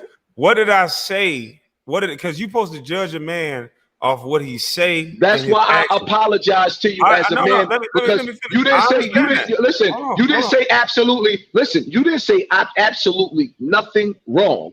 I jumped out the window. That's why I apologize as a man. But we got to understand why things happen. What made you jump out the window? I understand the apology as a man, and that sounds good. But we got to get to the root of why you did it. I'll give you an example. All I've been talking about, my message have been plain ever since. I was joking on some bitch ass niggas that was fucking with me. And in the midst of those jokes, I talked about Chamber of Commerce. I talked about trades. I talked about business plans. I talked about opportunity zones. I talked about connecting with the elders. And I talked about 4th grade reading levels. What did I say that made you judge me in that way? That where you, because I understand that movie. It wasn't you. That was a movie that say you attack somebody to know how they fight. That was just a movie. You don't attack people in real life. You know what it was? When people kept coming in my DM about you and others, automatically, as soon as I seen you came from the NBA, I didn't do my homework on you. Automatically, I said, fuck that brother. He one of them. But Craig Hodges was in the NBA. Listen to me. Hold on, but listen, that's what I'm saying. You gotta stop. I don't know nothing. Listen, I don't know nothing about none of these other dudes you mentioned. I'm trying to educate you. Craig Hodges, he's your Muslim brother. Mahmoud was in the NBA. He's your Muslim brother. You cannot make a blanket statement saying that if you're a successful black man, you are part of some boule. That is bullshit. And if you keep preaching that, that's going to cause a divide. And what you preach causes division. I came to YouTube saying we all are nothing.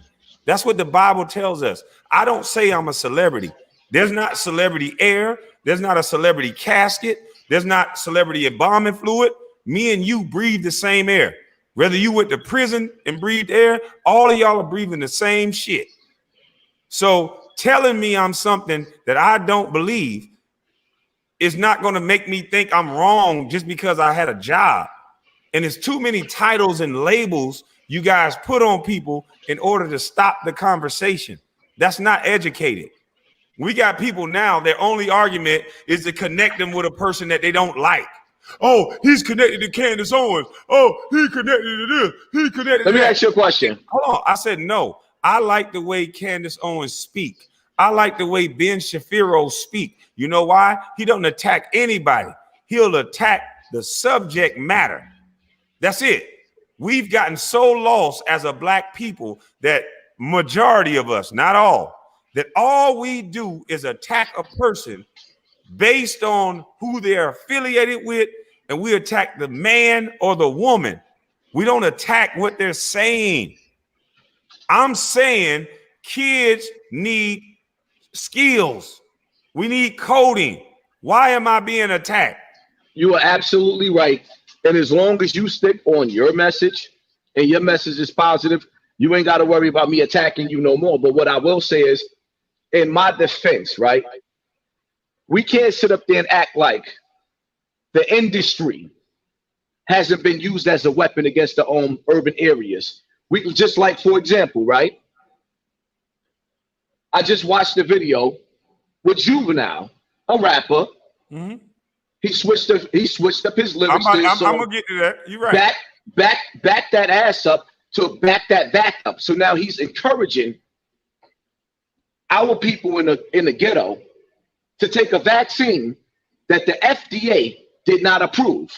Meanwhile, the military is about to start going through urban areas, the one that they promote in this vaccine to the most, and use the military to knock on our doors so we can take this vaccine. But they using Juvenile, somebody that's been to jail, that's from the hood, like Louisiana, the hood of all hoods. So this dude is in the industry now, and he is a nuclear bomb to us. He's a straight up, if the government didn't approve of this vaccine, why would a rapper approve of it? Who paid them? So this is why I prejudge people that comes from the industry, any part of or any aspect of the industry, because the reality of it is just like I said with the video with me talking about Jim Jones, right? Jim Jones came out repping the Bloods. He was the poster boy. It spread it like cancer. Now all through New York City, it's a bloodbath. None of these 40 and 50-year-old men are saying, yo, you know what? This is going too far. Let's use our voices to stop it. Now, what you're seeing is the imagery of 40 and 50-year-old dudes that don't look no different from a 15-year-old throwing up gang signs while they killing each other in the street. So when you start to see the reward that NWA was rewarded, all of them who came from NWA is damn near a billionaire off of the death culture that they gave to our neighborhoods. Jay-Z was the first billboard. He was like the Scarface of selling drugs. Look at the reward that they get.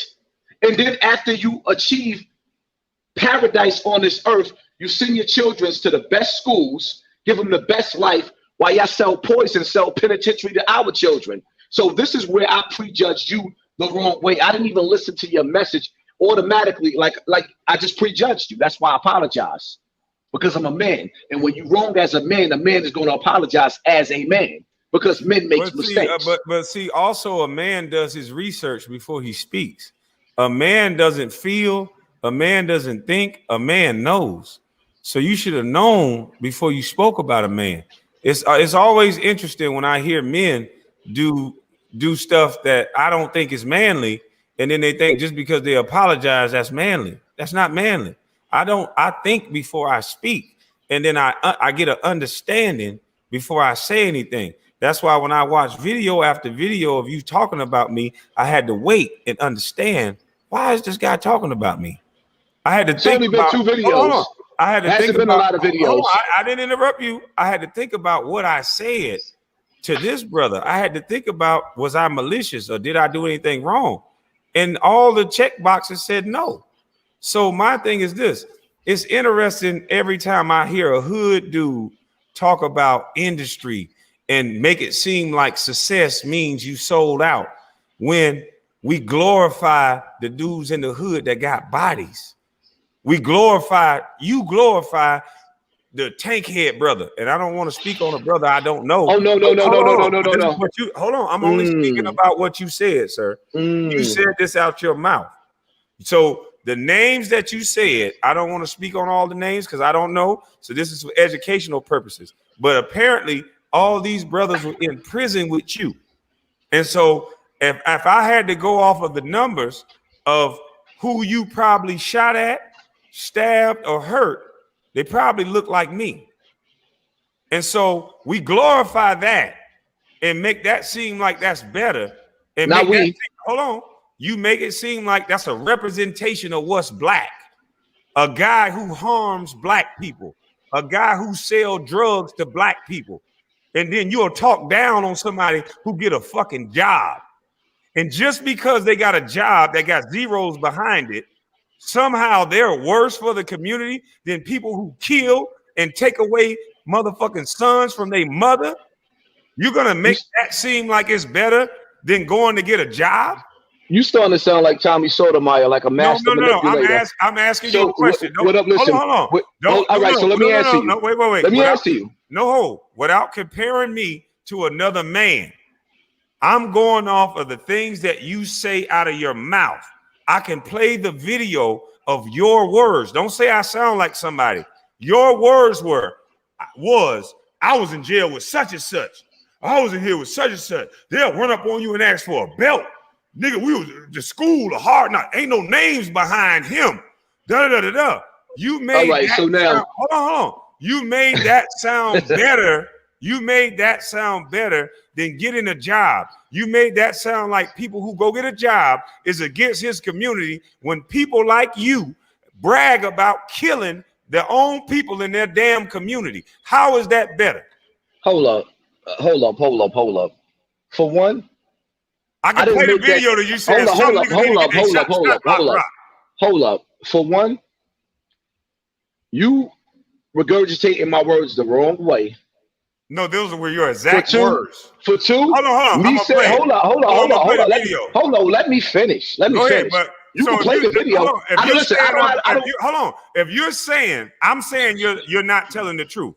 If you're gonna misrepresent me by saying, you can't say that I'm telling. You can't say that I'm not telling the truth. Hold up. You can't say that I'm not telling the truth because you ain't give me a chance to speak. No, you spoke already. What I'm saying is, no, absolutely, I did not. You're speaking. And you ain't giving me a chance to speak. And instead of you could play the video and I could still break down because you can't comprehend what I was saying. So what you're doing is hold up. No, what you're doing is you're trying to give your own interpretation, your own commentary of what I'm saying from your own perspective instead of letting me give you what I was saying from mine. I'm trying to even still listen. Listen. Even still, listen. Hold up. Bottom line to this, I don't see, because it's starting to feel like a dog chasing his tail because we talking about the same thing. I just want to play. But you're still cutting me off. If I sat up there, right, and I apologize to you as a man, why are we going backwards? Sir. Hold up. That's for one. For two, if you're going to play my message, I got 4 years worth of messages. Don't sit up there and play a message. Hold up. Let me finish. Because you're doing the Tommy Sotomayor right now with the cutting off. You an articulate man. You ain't got to chop my words or stop me from talking because people can understand me clearly what I'm saying. What I'm saying to you is bottom line to it is my message in my video was don't compare me to somebody that didn't have the same life that I had. The bottom line to it is you cannot compare Hassan Campbell or KwameHBrown to those kids in Afghanistan. Our pain is not the same. I don't care what you say. Some of those kids that seen 3 or 4 generations of their family die in one day. We can't compare to them. So when I was talking about you, I said you can't compare to what I've been through. And I know it. I can see it clear as day. And it's no disrespect. And I can't compare to you the things that you did for your mother. Can we play with you?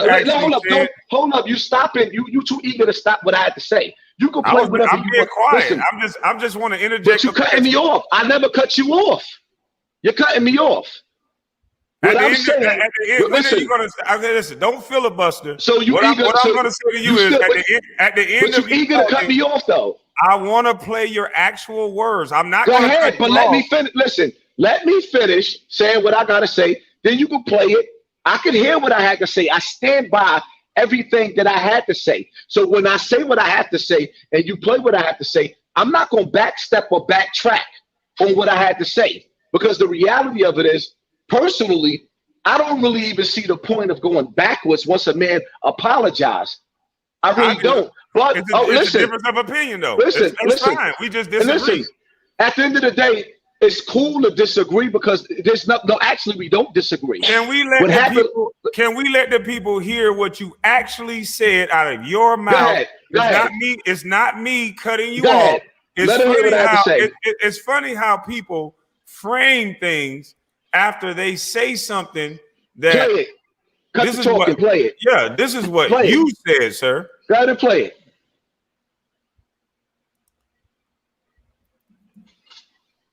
Self-talk. They're gonna be on your ass, boy. Cause words, boy. Woo, Lord. Stand by my words. Is it this one? Yeah, I think it's this one. And most of them indoctrinated in thinking street life is what. Hold on. Let me share it with the screen. And you got another video of you talking, and it's very arrogant, just like this one. And if you allow me to play your video, I'll go on your page. If you're not going to strike me, if you can say I can, I wouldn't strike you. You can play whatever you want to play. Then I'll play the one off your page as well, and you're very arrogant in that one. But these are your words, sir. I'm not talking over you. I just want to play your words. Being a man is, and most of them think going to prison or going to jail teaches them how to be a motherfucking man. When the Constitution said you giving up your rights and you being a slave to white boys as soon as you go to motherfucking jail. You got that from me. It's better for the system. When you got little boys thinking that they got to go to prison and be a white boy slave to be a fucking man. I had a nigga on the internet talking about, I went to jail. Don't compare me to no basketball player. Straight up, don't compare me to no ball player. You grew up looking up to Michael Jordan. We grew up looking up to Big Meech. Don't compare me at all to a basketball player, right? Let me make this clear to you. Don't compare me to a basketball player. At 18 years old, son went to the NBA. At 18 years old, I was on Rikers Island with dudes like Tankhead, Wild Bill, Ferguson, John, K-Born, Beastie, Rel, Tattoo, so many names, Smooch. You grew up looking up to Michael Jordan. We grew up looking up to Big Meech. Sometimes a nigga gotta rock a nigga snot. All right, so let's get into it. There's a difference. You laughing? Let's get into it. Both. We love Michael Jordan. You laughing? Let's get into it. But stop comparing. Don't compare me with that got $60 million at 18 years old. Don't know what it's like. He was a slave, boy. He laughing. He making me laugh. Over somebody who put his motherfucking mama on a golf course. That's the shit you telling these boys?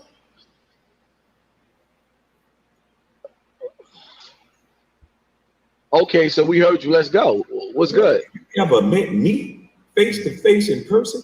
The fuck are you talking about? You don't know shit about me. That's what's wrong with you men. Talk so effeminate. You don't hear me calling out men names. What the fuck are you talking about, motherfucker? I don't meet. And I know you can't fuck with me.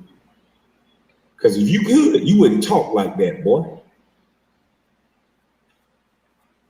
Now let me calm down before I snap. I go crazy. And I maybe act like my dad.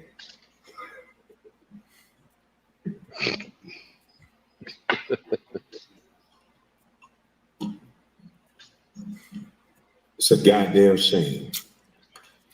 So many people want to fuck with a man that said put coding in schools. Everybody want to talk about the man. Nobody want to talk about COVID. Nobody want to talk about the trades and the effects of what it would have on the community. Nobody want to talk about that. They want to talk about the jokes I made. They want to try to diagnose my mental health. But motherfucker, you wasn't worried about that when you was calling me a fucking bust and a bona fide scrub. You don't think that could have affected my mental state?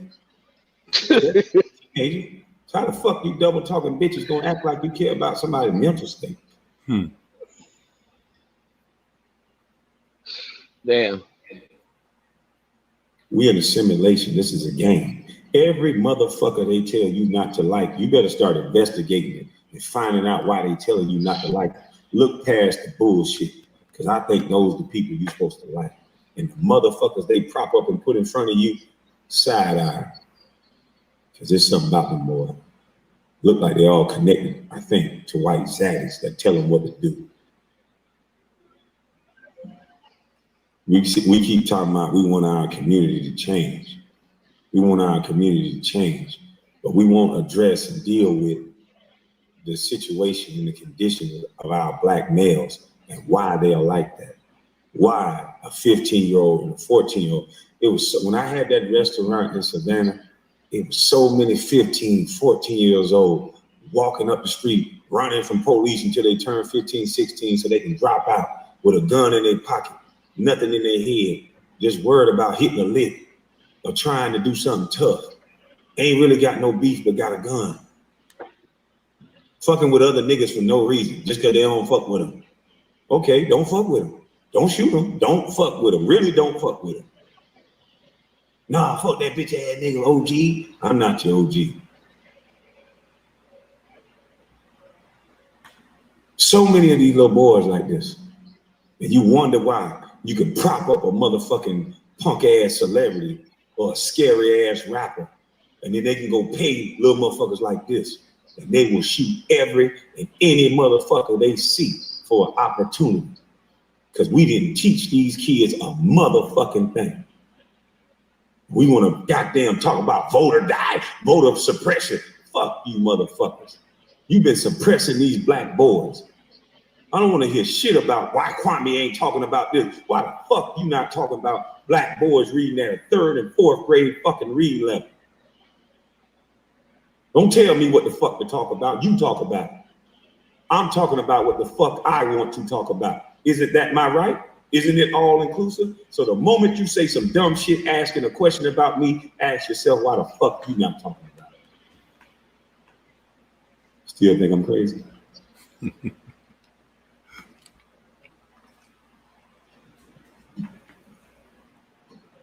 Why won't we address, instead of always dissecting what somebody else saying and attacking the person?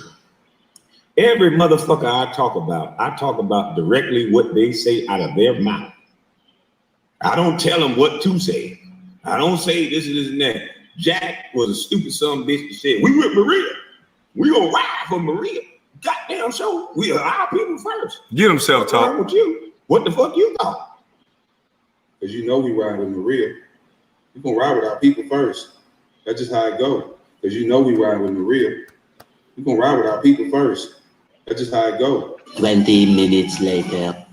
We all ramble. We say things when we're frustrated, and you know, Rachel did deserve that job.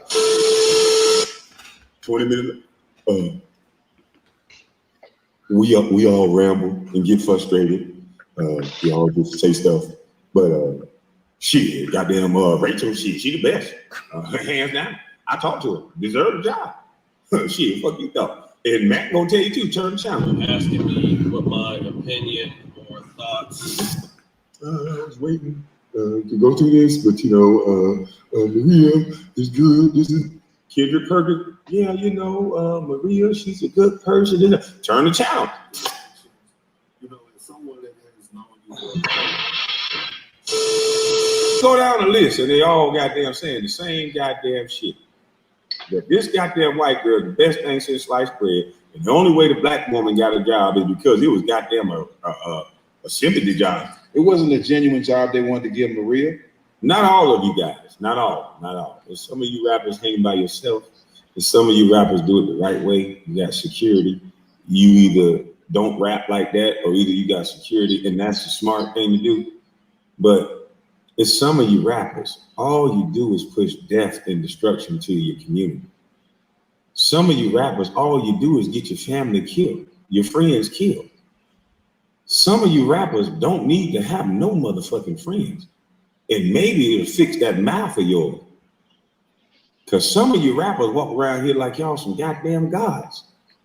Because you got these little boys from the neighborhoods in some of the worst goddamn conditions, and they'll do every motherfucking thing you say. And you think that's mean you a hell of a nigga. And that's sad. That's somebody mama's son you got doing that. That's somebody mama's son that's gonna have to do them goddamn years. While you out here fucking and doing everything you want to do, sending them little money when he around a bunch of fucking men, while a white boy said, "Child time, nigga. Get your ass up, boy. Go take a shower, boy. We're gonna lock you down till we let you out. You go work in the field, boy." It's a white man gonna make him do that. Isn't it Bob Barker? Who making all that goddamn money when these boys go to jail and these women are sending all their goddamn money to these jails? And that's why so many of these women can't build nothing, because they keep helping you motherfucking niggas. Because the white people in the music industry keep telling you motherfuckers that the best dick and the best motherfucking niggas are prison niggas. And I'm here to tell you, that's a goddamn lie. And I've been quiet, tearing some ass up.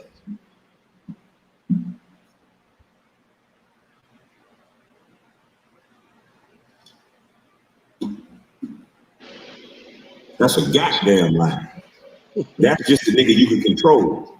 That's the big buff, strong ass nigga that you make 6 figures and he just got out, and you can tell him, shut your big bitch ass up. So you can't tell me to shut my big bitch ass up. I'm gonna look at it as soon as you say that. Where the fuck my shit at? Bitch, who the fuck you think you who the fuck you think you talking to? And it ain't toxic. It's just who the fuck? Who the fuck? That's just what I tell my daughter. If a man talk to you like, man, you better get your motherfucking purse and call your daddy. You better get your motherfucking purse. First thing you do, don't argue with this nigga. Get your purse and call me. Yeah. Get your purse. Don't say shit to this nigga. Say fuck you on the way out. Fuck you. Don't stand there and argue with no man. He can snap. Yeah, we ain't doing that. In my household, I don't teach no woman to argue with no man. That's a waste of time. You're gonna have to call a white man. But if he do something to you before that white man get there, then what? You leave and call me. Yeah. We know how to handle that. Yeah. We will handle that. Shit, I stay in shape for situations like this. Yeah, I jump up and down in situations like this. Shoulder roll on situations like this. Yeah. Might have to hold up. Now, hold up. We got you. Because I don't want to play no more of my shit. We got you. And then I think we should open up the chat and let people question you and ask you, why would you be talking like you talk? Look at you. You look like you just disgusted with me. Look at this shit. All right, let me talk to you for a minute, KwameHBrown. Like, look at this. Everybody sent me a little video. Little Let me video. say this respectfully, right? I'm gonna be as respectful as I can be. First and foremost, when I say don't compare me to an NBA player, or none of you celebrities, like you, for example, I'm not glorifying. Don't play military mind games with the people. I'm not glorifying prison by any means. When I say at 18 years old, I went to the penitentiary, and at 18 years old, you went to the NBA, it's not because I'm glorifying. It's because there was a long path that led to my downfall going to the penitentiary. There's a story in between of pain, is what I was trying to say. And see, that's the thing that's lacking, that's missing in your story. My story is filled with pain from childhood. Your story, And your pain consists of Michael Jordan elbowing you in the face or smacking you in the back of the neck, telling you to do 100 miles. My pain consists of not having a father, sitting outside on welfare cheese lines, going to the stores with food stamps, dealing with the evil stepdaddy. Your pains, well, you got $40 to $60 million for your pain. You took the oath for your pain. Yes. The same matrix, the same industry that you speaking out against, you took an oath to. For me, I'm gonna just keep it all the way funky for you, homeboy. To me, you was real as Santa Claus. Respectfully. Because to me, you ain't no different from Colin Kaepernick. He picked the weakness in the black community, took a knee, and ran away with the bag. For the last 2 years, respectfully, KwameHBrown, New York, Black America, all across America, has been in turmoil, protesting, rioting, gun violence. Everything's been going insane. You've been on YouTube since 2013. Nobody heard you taking on the problems of the black community. And in them streets, nobody's seen you anywhere in the hood trying to diffuse the violence or anything going on. To me, you have a smell of Colin Kaepernick. We done seen too many grave chasers, too many ambulance chasers in the hood, where people feel like, okay, we're gonna play on the pain of black people. So your story to me is like Santa Claus. Your introduction back into poverty, which is us, because you're not soliciting the rich. Your podcast is not based off of you dealing with the elite, the 1% that you are, that where you come from. Nah, that's not where you rocking with. What you're doing is you come along with your come along, go along, get along game, right?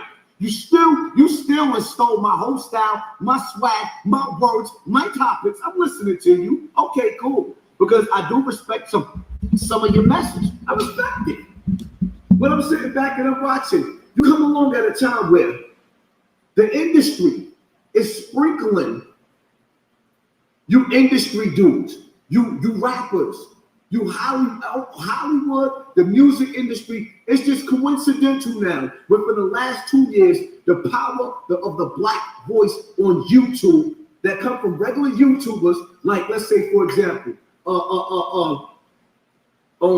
Spiritual Zone. Shout out to the brother Spiritual Zone. Been up here teaching these young boys and breaking down what he's been breaking down. You got dudes like me, for example, but let me put me to the side. Even Young Pharaoh. I don't rock with Young Pharaoh like that, but Young Pharaoh been up here teaching his lessons. You have been nowhere. It's been the small people who started from poverty and pain out here waking up these young boys or teaching lessons on social media. And then to combat us, first they try to take away our check marks so we wouldn't look like celebrities. But some of us got so strong on these platforms that they couldn't do it. So now what they do is to dumb down our numbers, they come sprinkle you celebrities.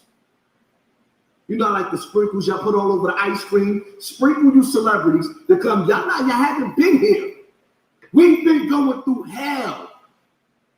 Y'all been nowhere to be found. And now all of a sudden, you coming to identify and act like you one of us and you can identify with one of our pains that we've been through in the hood. Because the coach made you run extra laps. They made you sit on the bench. They made fun of you. Charlamagne talked about your daddy. Is your claim to fame to YouTube? And I'm supposed to fall for this? See, I don't really care about the people saying, oh, you're jealous. Jealous of who? An NBA player who made $60 million? Who bought his mother a house? I wasn't fortunate enough to be able to buy my mother a house. I was trying to rob Peter to pay Paul to pay child support. I wasn't fortunate enough to have the lifestyle where somebody pushed me through high school because I couldn't really go to high school like that. You know why? Because on the pack. Now, although the brother apologized, he's making a lot of claims that he don't know nothing about. I'm a part of this. I'm a part of that. They pushed me through high school. Motherfucker, do you know what it took for me to get through high school? These things that you're saying, separating the room is what I'm talking about. You're separating the room. Can't nobody that make money, you have an attack on successful black men. If you're successful and you're black, you hate them. I have an attack on industry niggas. But that's not industry. I'm successful. But hold on. You're talking about a man you don't know. I got a job. Just like there's a job being a neurophysicist and all this other shit. The NBA is called the business of basketball. You may not know that, but it ain't a motherfucking game. That's why none of them can't say the shit that I'm saying.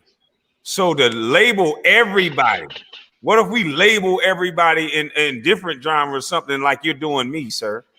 You said I wasn't this, and I ain't.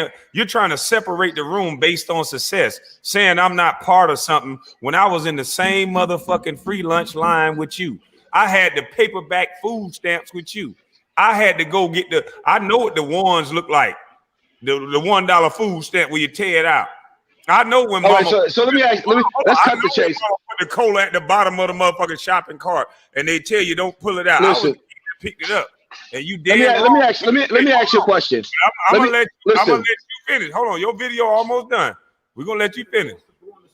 There was gunmen trying to shoot me. That's what I had to go through in the hood. I got pushed and pushed and pushed till I had to push back. Then I ended up in jail. That's not where I wanted to go, but that's where I ended up at. I had to sit back from 18 to 21 fighting a homicide case, a body in attempt. I had to sit there and fight that, watching dudes in the box take a crap in the milk carton and throw it in each other's face. Some of them got so mad they had milk cartons, they would hold doodle in their mouth, just spit it on the next person. Your struggle was not mine, or none of ours for the most part. You've been rich longer than you've been poor. And all of a sudden, out of nowhere, you come through on YouTube with drama. This shit is so staged, it's like the Santa Claus story. The Santa Claus. So now you're the mouthpiece for us out of nowhere. But you took the same oath as Charlemagne. You took the same oath. The same crusaders, the same conquerors, the same slave masters cut your check. So please forgive me, Kwame, if it's hard for me to understand or respect, or not even so much respect. It's just like I don't believe you, man. To me, you dudes is no different than the dudes that infiltrated the Black Panther Party. It's always somebody there to infiltrate everything that we do. They come and take it. Now, YouTube was Black YouTube. It's starting to get too strong. Our voices are being valued. So what do? They put us against us, but they use celebrity star power. Everybody wants a platform now. From Fat Joe to Jim Jones to like everybody is getting a platform. Everybody wants to talk. Where was y'all at when the people needed y'all to reach out and communicate with these stars? Y'all rich. Let me ask you a question, Kwame. You said 60 acres of land. How many families you got living on them 60 acres? Because charity begins at home. So how many family members do you have that have a house on your 60 acres? Right. I'll wait. Matter of fact, I don't even care. Because like I said, for the last 2 years, I'm not even talking about decades. The last 2 years, Black America been in turmoil. And out of nowhere, for the last 2 months, you just pop up here like you just all about the people. And your claim to fame is not even basketball. It's because you got picked on a basketball court. And you comparing your pain to our pain. Yo, let me tell you something. All of y'all people in the comment section, man, you know what I want y'all to do? Tell me some of the worst experiences that you had in the comment section, what you've been through in your life. Because I know where we come from in the hood. This dude is sitting up there talking about the worst thing that ever happened to him is what he went through training for basketball. Y'all think that we don't know that y'all go through humiliation rituals? You think that we don't know that y'all go through what they call hazing? Yeah, boy. You think we don't know that y'all took oath? You took the oath? The same oath the rest of these celebrities, basketball players, you took the oath. They allowing you to be on YouTube the way that you on YouTube playing this military mind game. Brother, I don't trust none of you. I say we seen too many of you. Rappers turn into politicians. You know, we coming, my song. We seen too many of you acting like y'all for the people. Poverty pimps. You got people sitting up there donating in your super chat, and you worth over 40 to 60 million, and you taking money from the poor? You're worse than a pastor. Get your hand out of my pocket. It is what it is, man. I'm out of here. I ain't got to go back and forth with you, but I don't bite my tongue, homie. You smell like Colin Kaepernick. Black America's all in turmoil. He took the knee, he took the bag, and now he's gone. Kwame, I hope I'm wrong about you. I ain't got no beef with you. I don't want no smoke. Forgive me if I don't trust the same industry that you come from, that you flipping on. That's the problem with a lot of you black people, right? You can't even pick a spouse. Damn, you're not Some black? of y'all can't pick a baby mother. Some of you can't pick a husband. Y'all can't even keep a relationship for a year and a half to 2 years, no longer than that. You give birth to a baby, and then your family structure is broken up within a year.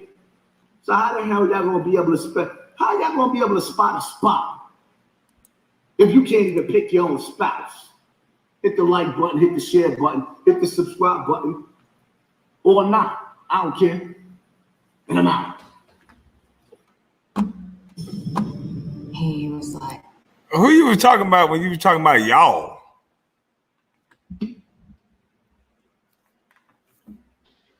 Let me say this real quick, right?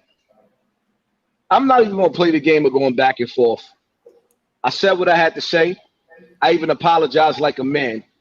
The one thing I'm not gonna do is sit up here and play this bullshit game, that back and forth. That's for one. For two, let me explain something to the audience. The ones that sitting up there saying you are lame, I take care of my motherfucking wife, I take care of my motherfucking kids, and I take care of my community. So if that's what makes me a lame, I'll be a lame. I personally don't give a fuck about what none of y'all feel. Unapologetic. I apologize to you as a man, and that's it. But as far as me being on trial and having to answer to niggas, the fuck I look like answer to any of you niggas. Eat a dick. Straight like that. The fuck I look like answering to any of you niggas. All right, I wish I would sit up here and answer. What the fuck you niggas look like? Me answering to you niggas. What I look like? Like really? You're As not a man? As You're a not man? Hold up. Hold on, As a man, hold up. As a man, when I apologize, Hey, I humbled myself. No, But that's as far not as true. me saying, because the reality of it is, it's hard for me to apologize to niggas that I feel like is soft. You feel like I'm soft? If you sitting up there talking about, You didn't answer the question. you had to go through. Yeah, I feel like you soft when you sit up there talking about the hardest thing you've been through is niggas sitting up there hazing you. you been running. That's what you said. I ain't say that. See, you're not even That's that what- smart. You must be drunk. You said that the hardest thing I ever been through is a basketball practice and all that. Motherfucker, I was in the homeless shelter. What the fuck are you talking about? That shit is over with. Nigga, you've been rich What you longer talking than about? you've been poor. You've So, been rich wait. longer than you've been poor. That's a dumb argument. You say it's over with. You With said my argument, with my hold up, with my now you want to argument talk is over me. hold up. You said the Because you hardest talk, thing I nigga, ever you been played. through. Listen, you played all of that shit for like 40 minutes, and now you want to still talk because you like to hear yourself talk like me. And But I you was recognize some talking, of though. me What and you you. talking- It was your video. So let me talk now. Listen, You but I was don't want to hear. talking, Listen, motherfucker. but It was your listen, I don't video. want to hear me talk though. You got me listening to. I don't want to hear me talk. Bottom line to it is, at the end of the day, I'm not here. These are your leaders. I'm not here, right? Hey, No, I'm hey. not. No, hold up. Hey, Listen, yo, let me explain. hey, Hold hey, up. can I say something? Hey, can I say something? 'Cause I've been- Hold up. Hold on, Hold on. Hold up. Let the brother say something. First of all, Let the brother man say something. First of all, hold up. First of all, for one, I wasn't talking for a minute. For two, I don't even know who the fuck you is. So let him say something. Go ahead. Hey, Hold go up. ahead, brother. Hold up. Come to the mic. I can't hear you. Hold up. Son, hold on, son. Hold up. Calm down. Hold up. Son, calm down. Hey, go ahead, brother. How everybody doing? Peace to everybody in the chat. Peace to Oh, so he muted my mic. No, you still on, but hold up. I don't even know this nigga. You got me listening to hold up. How you gonna hold up? Bro, you drunk. We know you don't know him. Just let the brother speak. Just let him speak. Calm down. All right. Go ahead, bro. A lot of these online woke community people act like they don't know me, but they know me. Yeah. I call them black fanatic agents. That's exactly the name I got for him as well. They know Wild Indian. I'm the one who educate all the people about staying in their community and not turning into a black identity extremist, but knowing that you're an Indian, you're American Indian. You've been here. Most of y'all been here. And that's what I am. And when you said you was a Geechee, I caught on to it. I caught on to it, brother. I ain't no more. I ain't no Hebrew Israelite. I'm American Indian. I have nothing against nobody. Goddamn right. But we got a woke community, right? And we got these guys that pop up out of New York. And New York is the main place when I do my history of where these jackasses like to do they get along, go along shit. And they pop up out these New York and they all get this YouTube like Sinetta and these people like that. They get them started. They think he called me and I didn't answer the phone because he let a guy called my mom a B word on the show and he didn't stop, but he with the black conscious community. They duck me. If you come to my station, I'm growing, and they ducking me because I deal with community trust. I know what's our problem. I know how we locked in, and identity ain't one of them. It's being us and all this black fanatic shit. This caring about everybody that got the same color. We went to Egypt and we crossed the 7 seas shit. That shit is imaginary, and you don't love your land. You fell off who you is. You turned into a black fanatic. And conspiracy theorists, black fanatics like this guy up here, that's telling you that everybody in the industry taking a blood oath and drinking blood and sacrificing goats and shit. Fanatics like this brother right here, keeping you scared, keeping you always worried about the white man. Like first of all, it was people here passing for white, still going as white today. You don't know what they is. You don't know who people are because they haven't done their genealogy or produced that to you. Now, I'm from the hood in Chicago, and I know everybody. And I'm getting bigger, and they hate that because I'm speaking on this black fanatic, black African. We was all slaves. We had white slaves. We had black ones. We were killing Moors. We was killing all that shit. We had slaves on these platforms. They was whites. They ain't just did everything. They in the same predicament we in, and we all in it as Americans. At this point, you have to wake up. You have to stop letting motherfuckers like this and that pan-African shit. Because you love Africa more than America. You is not black. You're not black. You're not a Moor. You're not Hebrew. You American, whether you like it or not. And him right here, oh, the oath, the Illuminati, the mystic that, and mystic. Your imagination going places that you don't need it to go. You been here. You farm these lands. You ate from these lands. You ain't come on no 5-month trip drinking no salt water, eating no biscuits on the bottom of no boat with no white man in charge. You ain't black. You in this predicament because you won't take accountability, brother. You won't take accountability and say, that's how I raise my kids.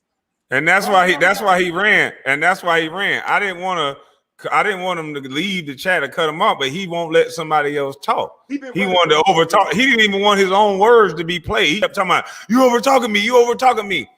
That's bullshit tactics. I'm trying to play what you said out your mouth. Every man should stand on what they say. Now, what's up? What you got? Hey, shout out to you, my brother. I appreciate it. Shout out Chicago. Show everybody, tell everybody how to get in contact with you, bro. Hey, man, we do our thing at the on Wild Indian /Tribe Biz. If you want to know what Tribe Biz is with me, get up with me on my line, man. Email me at thewildindian1/Tribe Biz. We all around Chicago. We're connected in Atlanta. We're connected with real people and showing them, not telling them their heritage and who you really are, and being American and being pan-American, not pan-African. And we're not afraid of that. We know our ancestors is Indians, and not all of us were slaves. Love and damn right. Thanks for the opportunity. Follow me. Shout out to you. Shout out to Chicago. Yes, sir. Sure. Salute to you. What's up, Ticket? Big dog, what's going on, man? Hey, shit. Hey, look, I was driving. I had to hop in because I heard you tell them. It amazes me, man, how people that they think they really think you cloud chasing, dog. And I remember, like I tell people all the time, they always ask me, man, why you take up for Kwame so much? I said, bro, I was listening to the dude on Facebook before he was really putting all the before he really blew up on YouTube. They don't really understand why you blew up. You understand what I'm saying? But you had the same message then that you had now. You know what I'm saying? Can you tell Hassan Campbell that? Hold on, let me bring him back in. Can you listen to Hassan and he can tell you about my Facebook, sir? Tell him to. No, I was a witness. I was a witness. You know what I'm saying? Sometimes people do think that. You know what I'm saying? We both play basketball. You play on a different level than I do. I play overseas. You play in the league. But sometimes people think, you know what I'm saying, that we came up a different way. Sometimes we all came up the same way, but we just had a different, at a crossroad, we had a different path. Like it was dudes I grew up with. You know how it go, Kwame? Yep. You're gonna go one way. You can go play ball, you can go get the scholarship. You one mistake away. One mistake away. Right. Yep. Which one you gonna pick? And I knew some dudes that tried to do both and ended up dead in the game. You know what I'm saying? That was trying to play ball and do the street life. And one of my homies, he got smoked like that. But I just came on because I wanted to tell the brother Hassan that I was a witness that you was talking the same talk back on Facebook, but way before you blew up on YouTube. And the thing is dudes was fucking with the homie, dog. The same way dudes make videos about you, Hassan, dudes was making videos fucking with this brother, man. And he came back at him. And it's been going on for 20 years. You know what I'm saying? Just relentless, just attacks on this dude. And he said nothing. And it amazed me how when he finally said something after 20 years of attacks, that now people say he clout chasing, he this, he that. When everybody didn't see how they was going on national TV, they had a dude going to colleges and high schools talking shit about this man on a regular basis. You understand? So that's why I was saying, bro, like, I think that you might have just, like you said, I respect you came in, you apologized to the brother, man. That was some real manly shit, dog. But I was just saying that I witnessed that. So when he came over here, it wasn't like he wasn't already talking about that. He blew up because you know how people are. They magnets and they fleas to the bullshit. So when the shit started to fly, that's when he got everybody's eyes and ears. But he's been talking the same thing he's talking now back then. And I was a witness to that. That's why I was playing his videos on my channel back then when he was putting them on Facebook. But then, like I said, when they was going on these national platforms saying shit about the man still, and it was overkill, bro. You know what I'm saying? Just fucking with the man. I always wondered for 20 years why he ain't never say nothing. But like I said, he don't say something for 2 months now, and now everybody mad that he attacking, he hitting back at these dudes that was attacking him. So, you know, like I said though, bro. I'm gonna unmute his mic real quick. All right. Hold on, son. Unmute yourself. There you go. Yeah, I'm here. Go ahead. I mean, my whole thing is like this, right? Once a man apologizes, grown men move on. When you start bringing dudes on the platform to tag team and jump, it starts to seem like, you know what I mean? It gets messy. That's the bottom line to it. And so I'm few words right now. I'm here because I ain't running. But at the same time, I'm not gonna keep on talking. I'm not gonna keep apologizing. I'm not an ass kisser. I feel like I am the clout. I ain't chasing nobody's clout. I said what I said, and that's it. Bottom line to it is, we blog, we vlog, or whatever the case may be. We deal with topics on social media. That's what we doing. Kissing ass is not something. Listen, at the end of the day, let me tell you something. I'm not too apologetic. If I'm wrong, I apologize because that's just the type of person that I was raised to be. But when I sit back and I see and I analyze and I watch it, whatever the case may be, like I said, homeboy that you put on the screen, I never seen him a day in my life. I don't know what it is about dudes on YouTube. They feel like I don't watch nobody. I rarely watch anybody. If I do look at somebody, I look at people that deal with topics that I like. All these other YouTubers you putting up there, like the other dude that you put up, I don't know him. Don't personally give a fuck about him. I don't give a fuck about the egotistical shit about him feeling like, oh, I'm from Chicago and New York is this. That sounds like some real plantation nigga shit. All he did was divide black people from one state to the next one. That's all he did. So what was the fucking point of him even getting up here? Because New York niggas, this New York niggas that, like I said, I'm not really too apologetic. I don't like apologizing. I did it because I was wrong. But for me to sit up here and let niggas tag team me and all the rest of that, I'm not with that shit. I'm not even gonna talk too much. Listen, my whole thing is like this, right? My whole thing is like this. It's either we gonna move forward in peace or we just gonna say fuck each other. That's the bottom line to that. But I'm not kissing nobody's ass. Can I respond? I think guys like you and guys from New York, I know a lot of guys from New York. You guys come with a smile and a hug in the club, and you be the ones that set up the do-low twist. I mentioned the do-low twist before. I was in the club before, and the same guys that be from New York, they'll send 2 or 3 guys at a guy and make them uncomfortable, and then they'll stop the situation, and they'll get next to a guy, and they'll be their worst enemy, acting like they friend. And let me tell you something. Hold on, I didn't interrupt you. Tell everybody else something. Go ahead. Every time I'm trying to make a point, you train like Dr. Boyce and the rest of them to interrupt. I stopped. Go ahead. Make your point. Okay, let me make my point. Some of you New Yorkers and some of you people, period, just like hip hop viral news. He put on a shirt, acted like he's my friend. I sat back and observed for a few days. I said nothing. Next thing you know, I'm public enemy #1 on his platform. And so, my brother, a lot of people like you like to play that bouffale game. Y'all like to put niggas in the do-low twist. Y'all like to play on niggas' minds. Say something about a nigga, make all the assertions, and that tough talk and everything you said, you didn't know nothing about. You a man that don't know. You a man that don't know, talking about another man, and then you apologize, and then that's supposed to be it. It don't work like that. I'm a Geechee. Nigga, if you step on my toe, I might do something worse than step on your toe back. And you can't tell me what to do after you fuck up. And you bullshitting, in my opinion. I don't accept your apology. I think you wanted YouTube algorithms, and I think you wanted to argue, and I think you wanted to apologize to make it seem like you're solid, but you're not. And you never should have spoke over it. And even that right there is not respectful. Me and you talking, and I hear music. I really think that you did this as a ploy. Actually, I thought the mic was off. Okay, but you really did this, in my opinion. The reason why, I'm going to tell you as a man, I do not accept your apology because I'm a man. And as a man, I don't feel, I don't think. Before I talk, I know. I'm not going to talk about Ticket TV. I'm not going to talk about Hassan Campbell. You can't find one motherfucking video of me talking about anybody that did not talk about me first. That's a man. You talking about a man you know absolutely nothing about.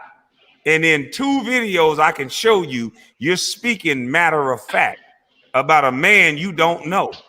So no, I can't accept an apology when your bullshit talking points came out of thin motherfucking air. And then all of a sudden, because you say sorry, I'm supposed to say, oh, all right, okay, so check it. Cool. Check it, right? Tell me why you talked about me in the first. So check it. So check it. Here's how we gonna do this. You done sat up there right now and basically shaded the whole New York. No, I shaded you. What you did was stop bringing New York in. I got a lot of New York friends. No, what you just did was hold up. Let me finish. Let me finish. What you just did was said New York.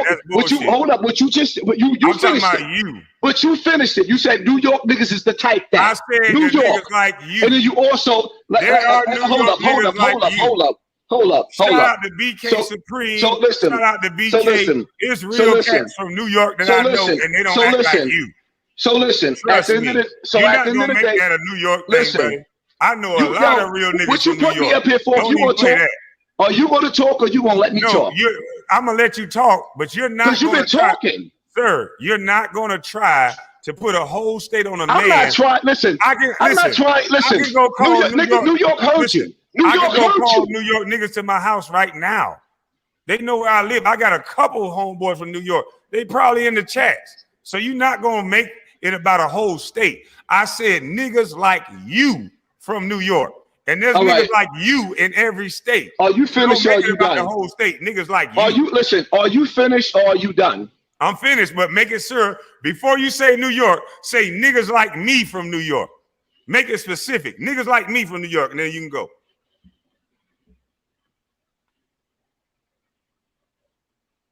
Let me explain something to you. Because you got me a little bit fucked up. When you see me trying to be a man, you don't have to accept my apology. As a matter of fact, being that you don't accept it, you don't have to. I'm going to stand on what I said. But I'm not going to kiss your ass because I don't give a fuck about you. I don't need you. You ain't never did a fucking thing for me or my community. If you do decide to do something for the community, do what you do. I ain't trying to stop you. I don't have to be your friend. I ain't trying to be a motherfucker's friend. The one thing you never answered was, did you take an oath? Are you a Mason? Are you? Are you a Mason? Are you down with any fraternal order? You never answered none of that shit. But the truth of the matter is, I don't even give a fuck. I'm not gonna make another video about you. Every time I come to the mic to answer what you asked me, you keep talking. Do you want me to answer? You talk for hours, but gonna try to shut me the fuck up. No, you just said, was I a part of the You talk for hours, but try to shut me the fuck up. The reality of it so is, you just asked me a question, or did you not? Are you gonna let me talk? Matter of fact, answer the question. Are you down with any fraternal order? It doesn't even matter because I don't even fucking believe you. Because the reality of it is, this little spectacle that you putting on tonight, when I apologize, you could have just said, I don't accept it and move the fuck on. Nigga, fuck you. I don't know who the fuck you think you is. You don't have to accept my apologies. Nigga, fuck you. Plain and simple. Fuck you. I'm not kissing your ass. Who the fuck you think you is?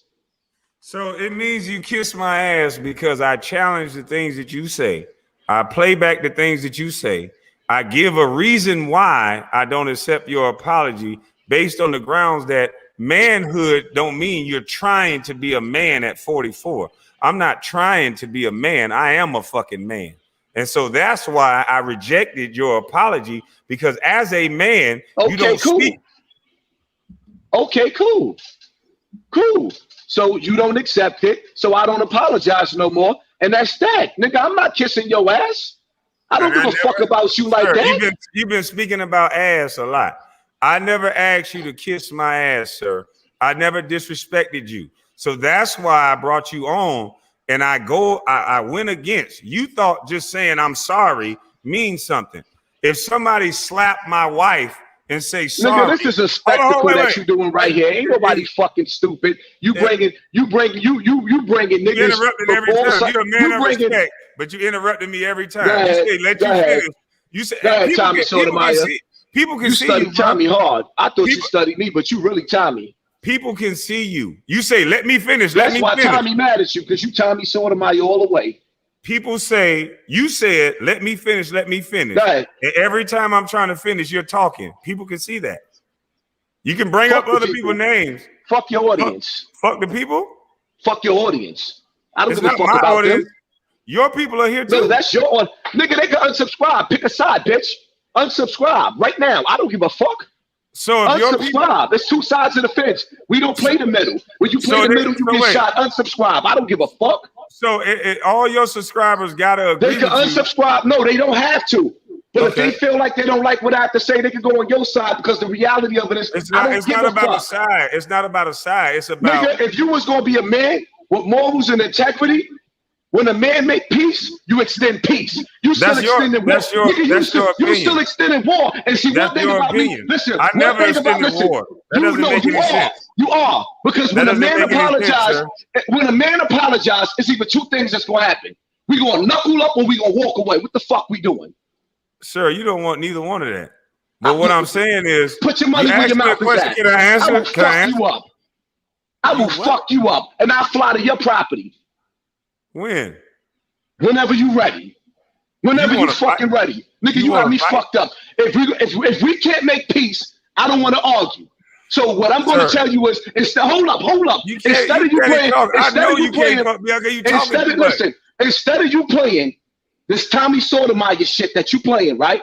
Why you keep bringing up this man's name? Because you got his whole swag. I thought you were studying me, but you that nigga too. And my whole thing is, I'm not over talking you. You over talking me more like Tommy. If I said, let's make peace. Your people see you. Fuck the people. Wow. Fuck is you talking about? I don't worship them. Fuck them. And nigga, fuck you too. If we can't make peace and you still want to talk, then let's fight. Let's set that up. Fuck all the bullshit. What I'm trying to ask you playing mind games. Okay, cool. And either you're gonna accept the peace or you ain't. Fuck you. I'm not gonna accept the peace. I'll get. All right, then eat a dick, then nigga. Let's fight. I'll get to the fight later. You don't gotta invite me.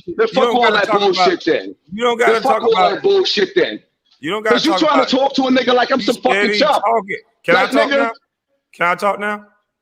You saying all this? We'll get to the fight. I'll give you your address. But what I'm saying is, you talking. Nigga, you can pick me up from the airport. Can I say something, sir? You I know you want to say that I'm muting you and all that, but this is not how grown men talk. I apologize, and you still beefing. What the fuck is you talking about? I apologize, and instead of you saying, "Okay, I don't accept it," but we gonna walk our ways and go our ways. Now you want to go back and forth. Because your views is crazy right now, and I know it. I know your views is crazy. I'm gonna have to mute you in a second if you're not gonna let me talk. Good, I'm gonna let you talk. Okay, thank you, sir. Appreciate you, New York brother. Let me talk. Your kind from New York. Let me talk on my show. You're talking over me and then saying I'm Tommy Sotomayor. That's a bitch move. You're doing everything that you say somebody else do. You saying let me talk, and then you over talking me. That's bitch shit. Now I want to beat your ass. Let's fight now. So let's fight then. We can't fight on the internet. Let's fight then. Let me mute this nigga. This nigga say let's fight now. That should show y'all this nigga talk. I will beat the brake shoes off your bitch ass. But anyway, the bottom line is this. I said a reason why I don't respect what you're saying. And right now you're drunk, so you're tough. And when you sober up, you're not gonna feel that way. That pussy gonna come out again. But at the end of the day, you talked about a man that never talked about you. And then you're going to dictate to a man what manhood is. And what I told you, bitch boy, before you got to the apology, you didn't do man shit. Because what a man do is he don't think and he don't speak on shit. He don't know what the fuck he talking about. Your bitch ass said a lot of shit. You don't know what you talking about. You said, I ain't been through nothing. My only struggle is this. My daddy did life. I went to a homeless shelter. Motherfucker, I went through a free lunch line. Motherfucker, I earned the right to get to the NBA. Nobody gave me that, you bitch ass nigga. So the way you tell a story is that you want to stand on people's shoulders. And if you want to fight, bitch boy, I'll pay for your flight. 625 P.O. Box, 625 Palmetto Drive, and I'll make an example out of your bitch ass on YouTube. Don't bring no gun, don't bring no knife, and I'll break you, boy. I'll break you for real. Bitch ass niggas like you that talk to a nigga like me, when you meet me face to face, I will break you easy, boy. I promise you, I will pay for your flight tomorrow. Tell me where you want your flight at, and I'll pick you up, and I won't slap you until we get to 625 Palmetto Drive. I will pick you up tomorrow. Tell me you want to come to the airport, and we'll see what you talking about. I know you air pack, bitch. And I know I'll bring the bitch up out you. I'll pay for your flight tonight. Send me your information, and I'll send you to 625 Palmetto Drive, and I'll beat the bitch up out you, boy. Reach out to me. No, don't do no more talking. Hold on. I'll give you my email address. Exactly. Listen, send it in my DM on Instagram. I'm gonna tell it right now. I'm not gonna remember it. Put it in my DM. Put it in my DM. You bitch ass nigga. All right, we'll put it in the chat. Fight for you tonight. So stop talking. The fuck you talking about? Nigga, stop talking then. What you mean? Stop talking. Stop talking. Sinetta called me. I tell you what. Sinetta called my phone. I'm gonna text Sinetta and I'll get your information from Sinetta. You get it from me. I flew you out, bitch. Because you already been a agent. We don't. I'll fly you out and slap. Oh, I've been a bitch my whole life. Like a hoe. Okay. Don't bring no knife. Don't bring no gun. You said you wanted to fight, right? You do that. You do that. Man, come on, man. You do that. I will slam your tall, linky ass on your fucking neck. I will slam your tall, linky ass on your neck. I will fuck you up. I will fuck you up. Okay. I will fuck you up. Okay. You ain't been through the school of hard. You ain't been through. Nigga, it don't work like that. You gonna take a flight tomorrow? You know what? But you know what? I'll make an exception for you. Let's get it. You ain't making an exception. No. You the one put it out there. You don't even know what you're saying. You know what words mean? I know what I'm saying. You ain't making an exception. You said I said I will fuck you up. That's what you said. And I meant it. I will fuck you up. You better be drunk Nigga, tomorrow. you ain't tough. I ain't trying to be tough. I will fuck you up. Cool. You soft. Everybody in the NBA fucked you up. Now you want to be tough with a street nigga? You bitch ass nigga. The fuck out of here. But you coming tomorrow, right? You coming tomorrow? Not tomorrow. When you coming? Don't make it seem like I'm a broke bum ass nigga. I could just pick up and go tomorrow. We could go. When you coming? Within this week. I would love to invite you here. We could do it this week. I would love to. You motherfucking right? When? You paying for my hotel?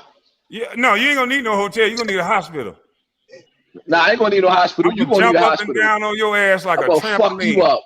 I'm gonna fuck you up. All right. And I don't even want to fuck. You know what's sad? You know what's sad? You know what's sad? You know what's sad? Because I really wouldn't even want to fuck you up on your property. You got a family.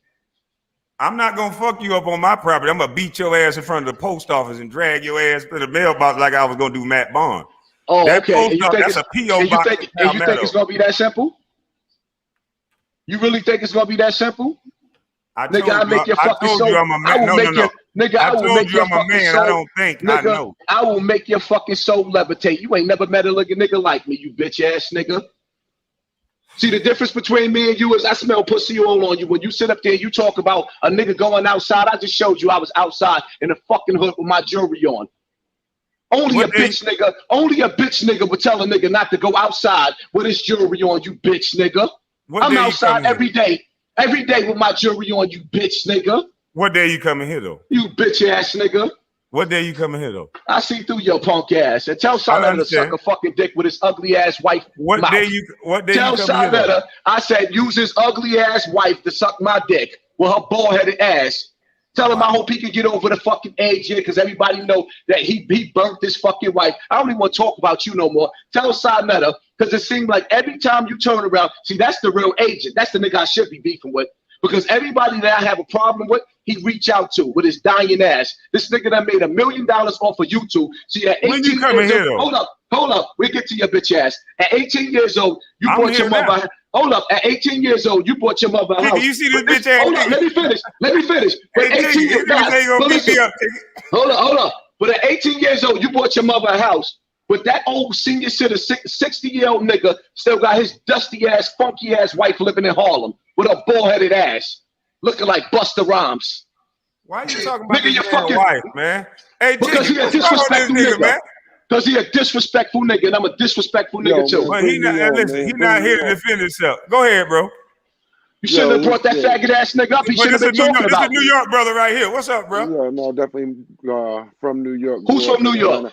No, I'm from New York, from Queens. I want to talk about this. I got this opportunity. I definitely want to speak about the things you were on, Kwame. They had it going on some real things at a point, but no, I definitely want to know. Like, I got this opportunity. I want to let you know we do appreciate you, Kwame, and everything you're doing, and everything you're speaking on. I think like when you get sidetracked with the Tommy arguments, and then you got this brother right here. He obviously wants the clout. He wants to be your friend now. Now you say you don't want to be a friend. Now he really went off. He's who the fuck said I wanted to be his friend? Who the fuck said that I wanted to be his friend? He's been through. Who said I wanted to be his friend? It's obvious. He's been through stuff we never been through. Who said that I wanted to be his friend? I apologize to him as a man. I did not say I wanted to be his friend. You can't talk at the same time. How you gonna ask questions and keep talking? Hey, don't put words in my mouth. Can you mute him? Because like I said, I'm really not. You ain't gonna have to mute me. I'm gonna shut up, brother. I'm really not here to speak to you. Like I said, you've been through something none of us been through. You know what I mean? You was in a relationship with your mentor, and we can't relate to that type of stuff, brother. So can you just stand by for 1 second? What I was saying. You just trying to be disrespectful. No, I'm trying to talk real. Now you trying to be disrespectful. I was in a relationship. You representing. I was in a relationship. I spit that in your mouth. You funky high yellow bitch. You not come on now. You're not really representing what you've been through and what really got you acting all emotional like this. We know what you're dealing with. It's not the streets and the prisons. It's what you've been through. So let's leave that alone. But let's talk about some real stuff, Kwame, real quick. Can you mute the brother? Like I said, you appeared out of nowhere, Kwame, with the hookah, responding to these brothers. Of course, I know you from playing basketball. I'm from down there in Decatur. But no, what I want to talk to you about really is what you're talking about. You really got a message for the code and the trades. And I want to speak to the audience and just tell everybody, you know, to get into not only you, but to get into the Angela Stanton Kings, the Rizza Islams, the Dr. Umars, the Dane Callaways. I know I'm missing the real. Your brother, the real, is God. I want him from you, and he's really. You go back to his old videos, but I think that you can take something from everybody. Like I said, you got, of course, you got these YouTube people that's, you know, they just trying to derail the course, but we got some real issues going on in our community that we need to address. And like I said, I know, like he said, and you said, and everybody know, the controversy definitely gonna bring them to you, Kwame. But you got this voice, and like I was speaking to the audience, what I want to let them know is, with Kwame having this voice, we can't rely on him to also go out there and do the drives and the coding schools and this. He's speaking to the people. He's motivating so many, and you motivating us, brother, to do the work. And we're going to step out here and do the work. But like the people that I mentioned, I watch these people, Rizza, like I said, Dr. Umar, I know everybody, they got flaws. As soon as you hear somebody, they're ready to throw something at them. They're coming for you, Kwame. Your scandal's going to come out. They come from behind the scenes like a motherfucker. The scandal's going to come out. But what I'm saying is, as the audience, you know, we can't judge these people. They're human. Like Kwame's human, Dr. Umar's human, Rizza, like I said, Dane. We have to look at these people and take what we can, critically thinking about what our issues that we have before us today. I'm an older brother. Like I said, that's why I'm not with the playing around, 42 years old. You know, and I came out of high school in 96. I've been around the world in the Navy. So I like, but when I look at my people, I hurt. And I got 6 kids, 3 baby moms. I can relate to the baby mama drama. I can relate to everything we got going on. And these distractions that we have going on, it's throwing us off, and I think but, that. But brother, let me say this to you, not to cut you off. Go ahead. I'm sorry. Yes. Don't look at guys like Hassan as distractions. Look at him as a guy that we need to see. What I did was, I said this was quicksand. Quicksand let people come to you and let people fight against themselves. I didn't say nothing about this brother, and so all I do was let people see that. It's no color. This shit is about money. Yo, for sure. America is about money. This man is talking about me because of money. Let me ask you a question. All these guys are talking. Why am I still sitting on your platform? One more second. Yeah, let's get him up out of here. See, he tried to cut me off as soon as I'm making a point. Still sitting on the platform. I know. Most of these guys, all these guys talk about me because of money. America is built and based on money. If we get black folks to getting trades and getting coding, that's why they sending guys like him at me. They won't be able to dig in their pockets. Guys will be individuals. I have friends that make $180,000, $160,000 a year driving a truck. There's nobody controlling them. There's nobody in their pockets. And see, when I'm saying that, he don't like that, because the garbage that he speak, the industry and this and that, he need people dysfunctional. He's not a part of solving the problem. He's the medicine. He's big pharma. He just wants to give you the medicine to keep getting him paid. I didn't ask people for super chats, which he always talk about. When people sent me super chats, I said, oh shit, because I've been doing this. You can link me to every state, every city I've been in throughout the league or whatever. I've impacted every city. You see me handing out turkeys, shoes, everything that I'm talking about throughout the whole 12 years. He just running his fucking mouth.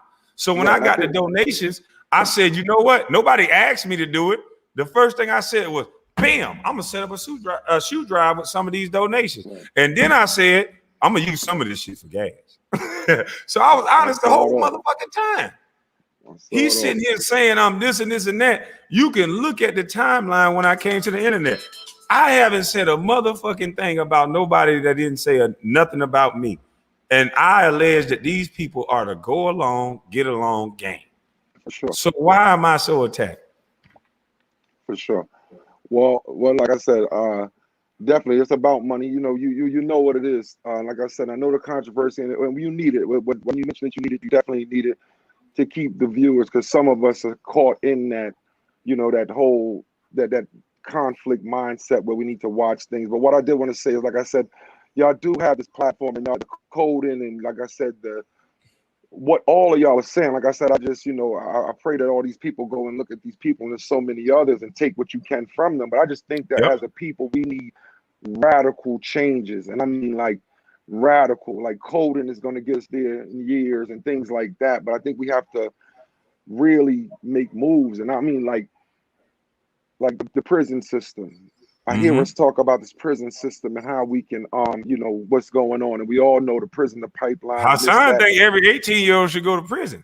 Right. I mean, like I said, I'm not like I said, I heard, like, I know what he was saying. And like, you know what I mean? Like the stripes that he grew up around and how he was trying to differentiate, what you've been through. And, that's just clown shit. But what I'm saying is, I think that like, when I say radical changes, I mean, things that we have to think about, like, I think black on black crime should be a hate crime. I think that while we complaining about this Asian hate bill that they just got, I think that what we should fight for is that when you hurt another brother, it's the hate crime, something radical like that. This prison system that got us jammed up.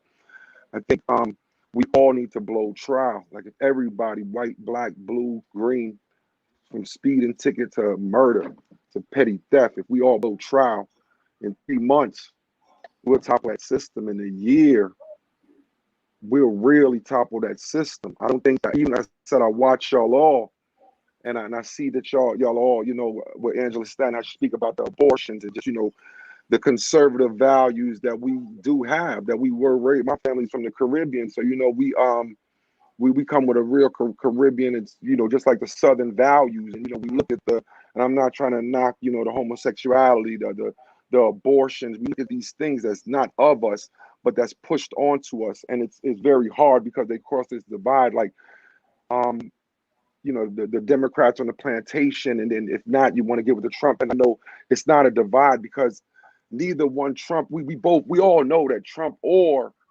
Biden is for us. You see what I'm saying? Yeah. And I think that we have to pick our poison. And I think that that's what we're arguing about right now. A lot of people think that our poison with Biden and the Democrats was better than what they were going, what Trump was going to do. And Angela makes a good point where the Republicans are not welcoming to the black community, and they're not really getting their point across and letting them understand that this is us, and this system that's been keeping us so far behind with the these crime bills and the crack and the AIDS and just everything that they've been throwing at us. You know what I mean? It's coming from this side that we've been connected to for so long. And then, like I said, when you look at the other side, they're not really for us either. You know what I mean? And I think that when you try to expose what we've been linked to, I mean, I'm not, trying to be political, and you say, well, this is the better thing, you're going to lose a lot of people because that's not the better thing. Like if we go independent and like we just crash, like I just named a couple of things, but like radical moves, like we could crash these systems. It's like if you get $100 million for playing around on TV a couple rounds and you don't send $20 million to tricking them out there, that's a problem. If you go on a $1 million cruise like LL Samuel and Mel Johnson, that's a problem. We shouldn't allow that. The BLM woman that everybody is screaming about, that's all we doing is screaming. She should give that money back. I mean, we have to get radical. We have speakers, y'all are speaking, but we have soldiers. No, she protected. You can never get that money back because the same white people that she was shouting against, those would be the same white people that kick you in the ass. I mean, but what I'm saying is, Kwame, like I'm not saying we could take her court and sue her, but she should be uncomfortable. I saw her interview. I bought my family houses. Like her family shouldn't be comfortable in these houses. They should be ready to sell these houses. They'll be ready to sell these houses and give them back. We have to move radical. Like the trades, in school, we had trades out there in Georgia. The OEC program, you leave, you go work on small motors, the changing tires, spraying cars with paint, the whole nine. But what I'm saying is that's gonna work for the next generation. But I think our generation, we have to realize that what we passed on to these kids of this mindset of anything to do for money and, just not really having them connected to something like you say, we have to correct that like right now. And if not for them, for their children. And I'm not talking like I said, voting or dying, like you said, or I'm talking about for real. It's time to get for real. Like I said, on our own people. You shouldn't have a billionaire in these people, and we don't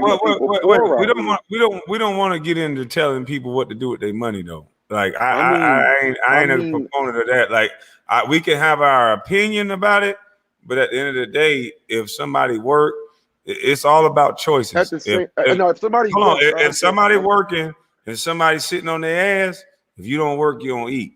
So we can't push this message that somebody who set their table and made it for their family. I don't give a damn if they made $100 or $100 billion. If they did the work, they choose to eat and they choose to give it how they want to give it. But we can't have that mindset, because then that goes into tribalism and that go into something that's dangerous. I can't play basketball like LeBron James, so I shouldn't get the money that LeBron James got because I can't do what LeBron James do. So then I can't tell him. Hold on, I can't tell him what to do with his money after that. So we can't do that now. I totally agree with what you just said, because that takes me back to the Rachel Nichols shit when she was talking that shit about Floyd Mayweather, and she was bringing up this another black man cases and shit. Yeah, and she telling him, she counting his pockets for his fight and asking him, telling him what he need to do with his money. But meanwhile, this broad been caught on tape talking shit about black women, and nobody asked her, well, what you gonna do with your money? Right. You know what I'm saying? What groups you laughing at all these groups that you supposed to be out here tweeting about, Me Too and Black Lives, and they catch you on a hot mic and you run around here laughing about that shit, but nobody's asking her, well, what you gonna do with your money to put towards those groups you was laughing at? They don't ask white people that. It's only us black people. No, I wasn't saying white. I wasn't just saying white. And No, not you. But we just saying as a whole that they don't ask. We don't hold white people accountable for the things that they say. We always attacking black people. I'm just saying as a whole, we don't hold white people accountable that make white people make the most money off of us. They're in distribution off of black music. They control the black everything. And so we always go with the black person that's in place, that they put in place, which I talk about them, but I always try to find out who they white zaddy is. Carcino, Self-Talk Ticket, all of us, we've been finding out who's controlling these Negroes. Because you can't just get with the Negroes, you got to get with who's giving them the money. Like this Juvenile rap song. Who paid for that? Yeah, that's a whole nother, story. Who paid for that? I don't know, but I know who paid for Rachel Nichols. I know who paid for her ass. They fired Paul Pierce. They fired Paul Pierce, and Paul Pierce was a brother of some of these dudes in the NBA. Won championships with these dudes. These dudes went up and stood behind Rachel Nichols, but couldn't stand up for Paul Pierce when they fired his ass off one violation of something he did in his own home. And it wasn't even nothing to where you had naked women on that picture. But they fired him without question. With this shit with Rachel Nichols, they swept this shit under the rug for a year, suspended the girl 2 weeks without pay, that had nerve to go get a tape to Maria Taylor and show her what type of shit this girl was talking about her behind her back.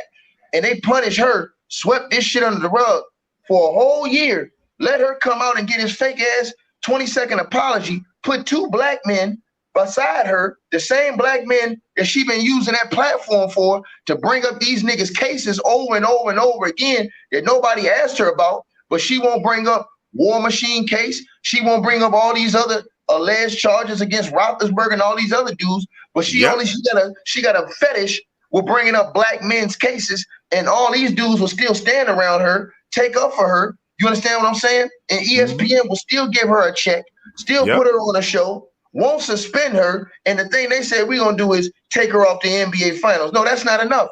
And then got the nerve to cut their offer that they was gonna give Maria Taylor and cut that offer from $5 million to $3 million just to kick her ass out the door too. And ain't nobody gonna say nothing. And so let me ask you this. Go ahead. Why do you think how much money some of these guys have made throughout the league? Why can one white woman in one job with all this money, like Paul Pierce said, nigga, I'm straight, fuck it, whatever. why the rest of these guys have to say the same thing, and why do they have to come to so much defense of one white woman? Oh, cause these niggas come my these dude come my chat room and say, cause she thick ticket. Man, huh? Yeah, man. That's what they say. That's what these niggas told me. And I'm gonna tell you something, dog. Now, have you noticed that they got all this beautiful black women talent hidden? Now, I want you to think about this. I'm talking about that's knowledgeable on the sport, that know the sport, and that's beautiful, and they've hidden these women behind the scenes and made them irrelevant and propped up chicks like Rachel Nichols and got her on national TV. Now, Derrick Rose overcame 4 knee surgeries. Woo! The man, he went to the court and they said he wasn't liable. He wasn't liable for that shit that they was trying to put up against him. But then this chick got enough nerve on her show during that, when the whole NBA was praising this dude for coming back, overcoming that shit. She gonna bring up his fucking charges and talk about, well, what about that? Even though she know good and fucking well that this man had been found not liable for that shit. Yep. It's the same woman. You understand what I'm saying? That tried to pit a beef between 2 black men, a white woman that feel brave enough to keep a beef going between you and Matt Barnes that she had nothing to do with. And they don't even promote that type of TMZ shit over there on ESPN. But not only did she do that shit on her show, she went and put the shit on Twitter too. And they made her ass all the people that's in the chat room ran her ass on Twitter and made her take that shit down. Mm-hmm. And now, you see what I'm saying? They got her back on TV, but it's going to be hard for her to navigate through this shit because them dudes that's sitting up there with her, y'all dudes got to think, man. Y'all dudes was so quick to come out and stand up there with her and talk about, well, I ain't want to lose no food out my family's mouth. But at the same time, she taking food out. She trying to take food out these Negroes' mouths that play in the league with y'all when she go and bring up these niggas' cases and she ain't talk about no other race case. She only talk about cases of black men. And then I'm going to tell y'all something else. She had the nerve to do that shit to Floyd Mayweather. Then I'm going to tell you how trifling she is. She went and brought up that Floyd Mayweather shit and brought up his cases and shit when she didn't talk about none of these other white boys that had cases. War Machine beat the hell out that girl, Christy Mack. And I'm talking about damn near beat her to death. And she didn't talk about that shit. But she had enough nerve after she went and talked that shit to complain when he stripped her press credentials and didn't let her come to his fight. So she sat up there and tried to degrade the nigga, then still wanted to go to his fight. What type of shit is that, man? And ain't nobody saying nothing about this shit, bro. So why can't we get like guys like Hassan to see the truth? And somebody said bring Hassan back. He left, and I'm not gonna let him disrespect. Like, to me, he's a coward. He started talking over everybody so that he can get kicked out. Because I'm not gonna let you just talk. When it was your turn, like he kept saying, "Let me finish, let me finish." And every time he said that, we let him talk, right? When you started talking, he want to talk over you. He want to talk over me.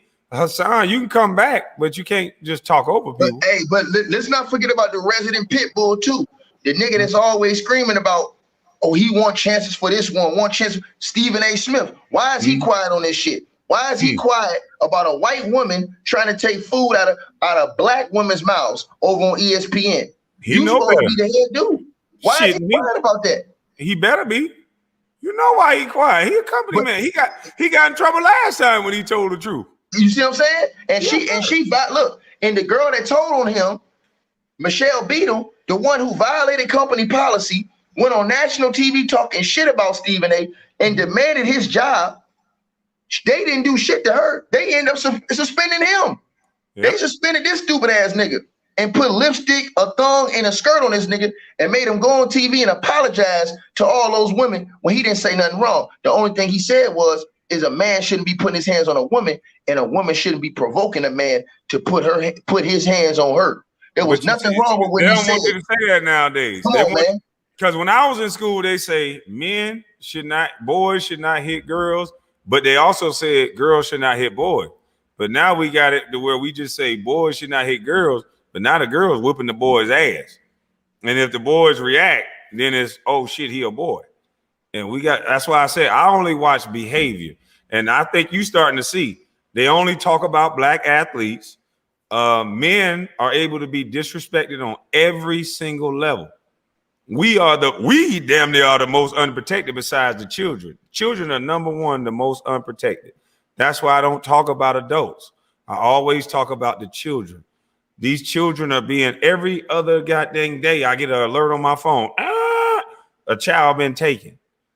So where are these households that's being raised up to where these kids are protected? Where's the education where these children are educated? None of this is happening, but we claim we love the children. And Hassan, I mean, I hope he come back, but he's talking all this talking negative about a guy that's been talking for children. I don't get it. And listen, dog, it's a lot of tricks that going on this YouTube shit too. It's people that come, make fake channels, act like they you, go to another nigga channel talking shit, acting like it's you, trying to start controversy and shit like that. You understand? Niggas trying to put batteries in your back and shit like that to keep bullshit and keep controversy going and shit. I ain't with that shit, bro. You're right. And that's the reason why I told you I really did not like that shit Rachel Nichols did. I want y'all to think about this: a white woman trying to incite violence between two black men, and I don't like that shit. If you look at that shit, bro, that shit ain't cool, man. Yeah, that was crazy. Why did Matt participate in that? If she would have asked me some shit about if me and another dude had beef, if she would have asked me that on that show, I'd say, look here, that's between me and him. I handle that off the scene. Boom, boom, boom. He literally let them make ratings off of that shit. But then everybody else get mad at me when they making white folks money every time they bring my name up. And that's what they don't understand. You know firsthand. When you sign a contract, don't you sign your likeness over to that team? Yeah, I don't understand what you did to get backlash from all the people that was making videos that was coming down. I'm just sitting there thinking, like, what did this guy do? He was minding his own business. He wasn't saying nothing to none of these people. He was making his own videos, talking about his stuff the same way. I mean, those videos are still up on your Facebook, I think. You can still go look at his Facebook from way back when and see he was still talking the same way, the same message, the same stuff. So I don't understand now that you responded to people that kept fucking with you, that everybody now trying to say, oh, this nigga clout chasing, this nigga a coon, he this, he that. I don't understand it. And then you told niggas that they could come have a conversation. See what I'm saying? But they still, it's a fucked up game, man. I know what's going on, bro, with this shit, man. Now, why I told you, I always respect you from the beginning when I was watching your videos. And then when that shit went down, when you finally said something, I knew that shit was going to blow up. I knew it was going, because I said, man, because you hadn't said nothing the whole time. So when you said something, and I already knew where you was at here mentally and some of the things you was talking about, I said, oh, he gonna be too much for a lot of this shit that's going on. Yeah. And so that's why you had a dude that always wanted to talk shit back. I hope you noticed, Stephen A. Smith, he always wanted to go back at KD and them dudes. Always wanted to go back at Kyrie and them dudes. But when you hit him, he said, oh, hold on. He ain't initially want to come back because he saw something that you was gonna put on his ass different than what them other dudes could do. And trust me, them dudes that's in the league, it's times they want to do shit, but a nigga ain't gonna jeopardize his shit while he playing to fuck with this nigga, to fuck with this media nigga. Because it's a lot of times, you know how it go, man, when the media put out bullshit and you just want to go upside a nigga head, but you just leave it alone because you're like, man, it's a little media nigga, fuck it. But then when he keep fucking with you after you retired and shit like that, bro, I don't understand how niggas don't see that. I don't understand how y'all don't see that people all over social media, all over the world, try to pour gasoline and batteries in people back. And then when the shit fly, everybody hiding their hands like they ain't had nothing to do with this shit. No, motherfucker. You niggas got blood all over y'all hands too. That's why I was so fucked up, bro. When all these people try to come trying to dish you and talk shit. I'm like, bro, man, y'all niggas ain't even know that you was talking about half the shit you talking about on Facebook before you came on YouTube. A lot of these niggas think, I tried to tell them. These niggas think you just popped up talking shit and looking for money out of nowhere. Nigga, he been doing this shit. He was doing videos before then. For the free. Y'all, and this is the part I want to say too, bro. This is the problem I got. These motherfuckers is attracted to negativity, bro. Yep. And that's the reason why this shit blew up. When you was talking about positive shit, making change, things you could do in the community, when you was talking about the reading level of these boys and all that shit, motherfuckers didn't want to listen at first because they didn't care about that message, bro. Nope. When you just coming on this platform and you just putting out some positive shit, majority of niggas ain't gonna give a fuck. These people come for the bullshit and the foolishness, man. Yeah. And that's why you caught everybody's voice. But then at that time, that was a gift too, because now you got the ear of a lot of people that's been feeling the you knew same what I way was gonna do. You knew Right. what I was gonna do. I was sprinkling it in there. Facts. So now you got the ear of a lot of people that believe, that understand, and that agree with a lot of the things you've been saying. They just didn't either have a voice or they didn't have a platform to say it. And so now that's why I didn't understand. Nigga, let y'all use his videos, let you come in and chop it up, shout niggas out, all this shit, bro. I don't understand how niggas come around. I come in peace. Come on, bro. Come on, man. But then they got a problem with after 20 years of niggas just fucking with you, talking shit, that you say something back for 2 months. Out of 20 fucking years, these niggas got a problem. I never understood it, bro. I can't even get 4 months. I can't even get 6 months. These motherfuckers had 20 years to fuck with me. I can't even get 4 months. It's jealousy though, dog. It's jealousy though, man. Motherfuckers is jealous because you getting a lot of traffic. A lot of people listen to you. A lot of people believe in your message and what you're saying, man. And you know what I'm saying, man? It's just a blessing and a breath of fresh air to hear somebody that, because like I said, I listened to you before all this shit. And you were saying the same thing. It wasn't like it switched up. You understand what I'm saying? So that's why I always respected that shit, bro. And I ain't never let nobody come on my platform and just talk shit. I don't know if you've been listening before this shit, but when niggas was trying to come on and talk shit, nigga, we had some real arguments over there because I didn't like that shit. Motherfuckers was coming in trying to prejudge you. And that's how a lot of shit gets started. When you coming in late and you really don't know how everything started, then that's when bullshit started. That's how all these people out here making, and some of these dudes don't even dislike you. They just making videos just to get traffic, bro, and just talking shit just to get traffic. You know what I'm saying, man? Yep. So some of these dudes, they don't even have no real beef with you. They see you in real life, they'll dap you and ask you for an autograph or some shit, man. That's just facts, bro. That's just facts, man. You know what I'm saying, man? That's just how that's the nature. You always been real, but hey, look here. Cause goddamn, everywhere I go now, I get some little hard looks, but most times it's love. Most times the truckers, the electricians. Matter of fact, I told this dude this today. Let me show you how real this is. I was at a gas station today. Hold on, where this damn shit at? Let me zip my pocket now. I told this dude I was gonna put his card on YouTube. Let me find it. Shit. And see, this real shit, y'all. This man out here promoting people's stuff for free. He ain't out here saying, hey man, pay me this, pay me that. He's saying, look, you send me your shit and I'm gonna put it out there. I'm gonna show you love. I've never seen somebody take from the bitch ass niggas and give it to the real niggas and motherfuckers complain. I ain't did nothing wrong to nobody. I met this dude at the gas station today. He said, this is me. This is my business. A black guy. It's a black man. This is a black guy I met at the gas station today. I said, brother, give me that card. I'll put it on my platform for you to do this. And that's why I asked Brother Hassan. I said, bro, have you done something like this? He said, yeah, I help this, I do that. Like, no, I see these big platforms and these guys get big platforms and then they talk down on people that don't have big platforms. Me, I've been saying, why talk down on these guys? Because some of these guys with the smaller platforms, they say the realest shit. They just don't have people. It seemed like the people that's bigger than them take their talking points and say it on their platform and they just want to shine. My thing is, no, bring this brother up, talk about his platform, and then y'all can kind of converse and y'all can share ideas. Like, why you got to be based in hate? That hate gonna run out at some point. Because that's how a lot of these motherfuckers is built, man. Like me personally, man. Where I was trying to do my channel, bro, I was trying to help build up brothers, let brothers come on, and this is gonna happen too. You let brothers come on and cook with you. You let them try to get their name up, help them build their channels up, and then maybe they disagree with one or two things that you say, right? And then without even having a manly conversation with you, they'll go start sneak dissing you in your video and their videos, talking shit about you behind their back. Niggas just ain't solid, you know what I'm saying? And then go all the way away and act like they never knew you, never fucked with you, never came to your platform, never needed your help.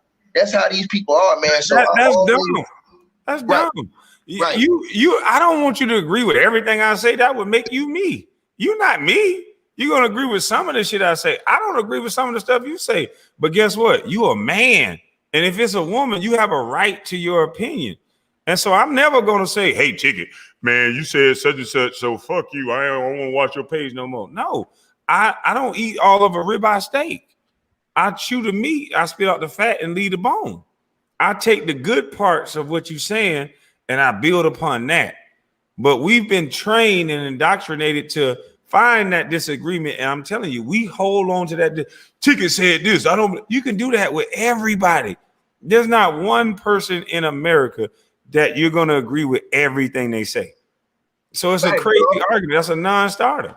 Facts. Like, for example, I would tell y'all the truth. I don't agree with some of the stuff that Kwame said about Candace, what's her name? Candace Owens. Candace Owens. But you ain't heard me come on here and say, oh, fuck that nigga, he a bitch, nigga. Nah, nigga, I don't carry myself like that. I don't agree with everything she say. And that's the thing. People try to attach you to people, not to cut you off. I don't agree with everything she say. What I do agree with is that she's not violent and she's willing to have a conversation with anyone. That's what we have to bring back to America. I'm not asking everybody to agree with each other and this and that, but there's a problem going on in America.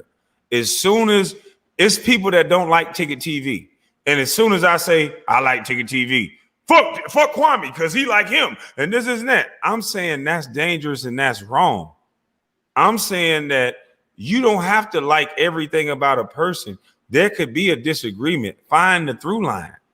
And Candace Owens, Ben Shapiro, these people that I named, I think they're good at debating. We don't know how to debate in the black community. If you watch how many times, like when I was on your show, did you see how fast that brother talked over me? And I was listening to him talk. As soon as I try to respond, he in our community, we think getting a brother told or getting a woman told, that's debating and you won. That's not a debate. Over talking someone, you automatically lost. And so we got to start sharing ideals and talking to people for a perspective only and not to be right. We talk to people to try to embarrass them and not just to get their perspective on something. Right, dog. I'm totally right there with you, man. I'm totally right. Because we out here, to me, a lot of us out here, we fighting the wrong battle. You know what I'm saying, bro? Like you said something the other day, I totally agree with. Like, bro, I'll be talking basketball and I just say something about a player that somebody don't like. I may say something about, oh, well, LeBron wasn't clutch. Man, these motherfuckers ready to take penitentiary risks over some shit like that. I'm like, God damn, man, motherfucker ready to goddamn. Oh, man, fuck this nigga, man. Oh, pussy ass nigga. Oh, nigga, I'm gonna pull up, nigga. Over LeBron, nigga, over basketball talk. Not over real life. But these same niggas, when the shit like this going down right now, when you got this white woman on national TV trying to X out black women, trying to step on black women's shoulders, like you say, these niggas ain't got none of that energy, bro.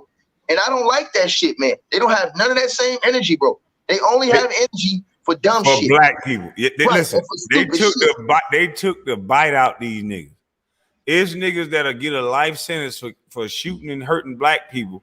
But if the person is white, they won't even look that way. They took the bite out these niggas. Thanks, dog. But man, I appreciate you. I respect you. I think we're gonna end with you. I got to go to goddamn bed. My daughter want to go up and go swimming in the morning. Boy, she had me at that goddamn pool all afternoon. Boy, Lord have mercy. Man, big dog, man. Look, I appreciate everything that you bring to the table, man. Yes, sir. Like I said, man, you know, listen, everybody that's listening, man, let's not all be a part of the bullshit all the time, man. This man out here talking about solutions and stuff like that have to be, you know, taken seriously, man. We need to start putting our foot on these people's necks that's trying to fuck our people up with these opportunities. Like I said, it's beautiful black women that's out here trying to get opportunities in the work field, on TV, that's getting stepped on, that's getting pushed to the back. I told y'all, look up Taylor Rooks, look up the girl Malika Andrews, look up Maria Taylor. I heard that on your last joint. Right, and see, and a lot of people told me they ain't even know who Taylor Rooks is. She been out here doing all the underground interviews with the cats in the league. But and she know basketball. Yep. She talented at what she do. She professional, but for some reason they want to hide her and prop up chicks like Rachel Nichols who will go pull a black man case. And this is dangerous. And all you niggas that's taking up for Rachel Nichols in the NBA, y'all need to listen to this. This shit is dangerous because that same shit can turn back on you. I'm telling you right now. She pulling up niggas' cases on national TV. And I want y'all to ask her that. When y'all was sitting up there talking that talk, y'all was talking and taking up for her. Why didn't they have nobody propped up talking and allowing Paul Pierce to have another chance? Why they fire him off the rip? Why ain't all these people come propped up around Paul Pierce to give him an opportunity to say, you know what, look, man, I'm working at a job. Maybe what I didn't do was right. Boom, let's move forward. Nah, they fired his ass. But don't nobody want to ask those questions. You understand what I'm saying? But this chick can come pull up niggas' cases on national TV and still have a job. But they suspended the girl who took the tape of what Rachel niggas was saying, who dared to take the tape of her talking this dumbass shit and give it to Maria Taylor. And now they trying to buck break Maria Taylor by not offering her the money they originally offered her was the $5 million. Now they cut it to $3 million, and they're gonna sweep that shit under the rug, get her out of there, and all this shit going on. And we worried about fucking up each other instead of taking care of this bullshit and putting ourselves in powerful positions and putting our people in powerful positions. So man, I love what you're doing, man. I support what you're doing, man. And like I said, man, I appreciate it, dog. Salute to you, my brother. And guess what? I love what you're doing. Because guess what? I didn't know the information that you shared. And I never came to YouTube acting like I'm the baddest motherfucker ever. Carcino, self-talk, hits by all these guys. The information that you guys are able to find and bring, I didn't know that. No, a lot of people didn't know the information you brought forward. So that's why we got to build a community. We always say we want a YouTube community, but it seemed like whoever got them making the most money or doing this, they don't reach down, they talk down, and they make sure people stay down. Me, I'm like, if I was to ever get a platform, I said this years ago. I said, well, if I was to ever get a platform, I'm gonna let everybody eat, because it's about. I don't know if you got kids or whatever, but why wouldn't I want your black kids to eat like my black kids eat? Why would I want to take that away from you? And it's easy to do. Just let a motherfucker use your video. They can put some commentary on it and everybody eating. If we really care about black people, why is the first thing out of our mouth is worried about how much money another black person got? They worried about your super chats, dog. Instead of thinking about what this man said he gonna do with him. Yeah. Forget about what he said he gonna do with him. You worried that he getting them. You worried that people supporting him. Man, don't do that. Don't never have your hand in another man, another woman pocket, man.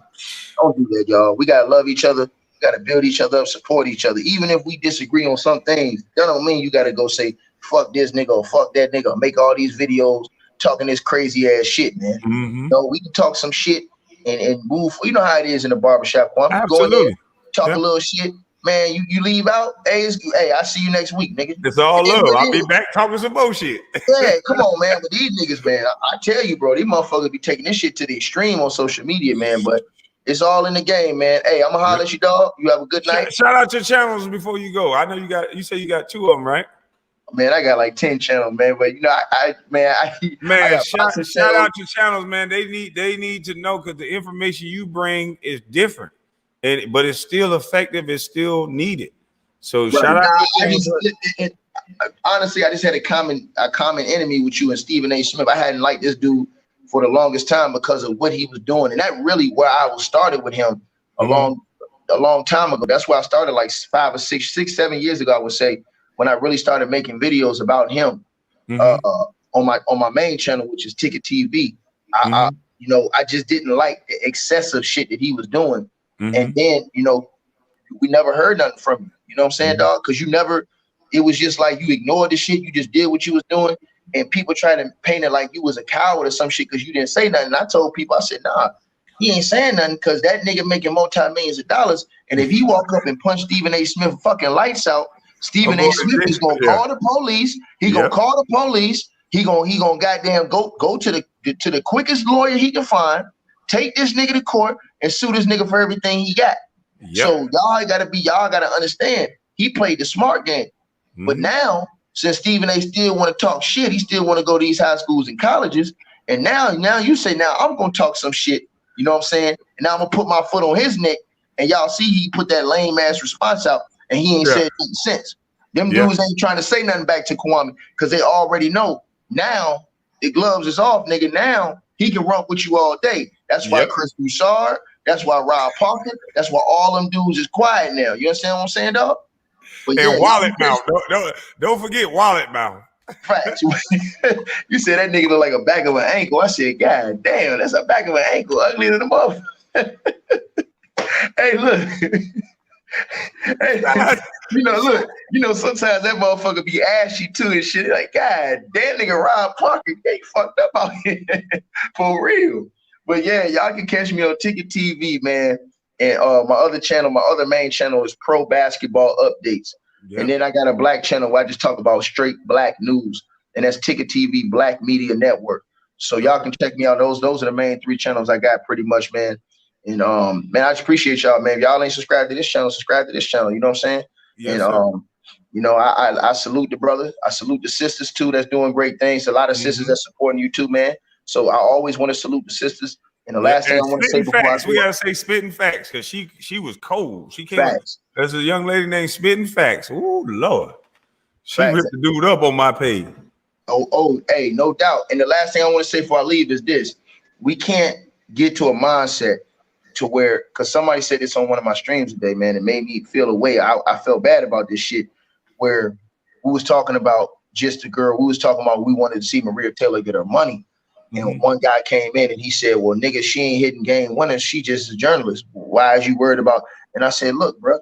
And then he went to a different angle and said, well, fuck it. She don't need to be making the same money we making anyways. Listen, we can't have that type of mentality. Man. Yeah, I got a daughter. What the fuck? Yeah, if you got a woman that's out here getting that bag, we got to celebrate that. We got to respect and appreciate that, because that's uplifting ourselves as well. You can't look at the situation where you got a girl, a wife, or something like that, and maybe she making more money than you looking at that jealousy, envy, and that's boiling inside of you and fucking your brain up and fucking your family up and fucking your relationship up. So we got to think differently as far as that and uplift the sisters, man. So yeah, dog, salute to you, my brother. All love to you, man. Salute to you, my brother.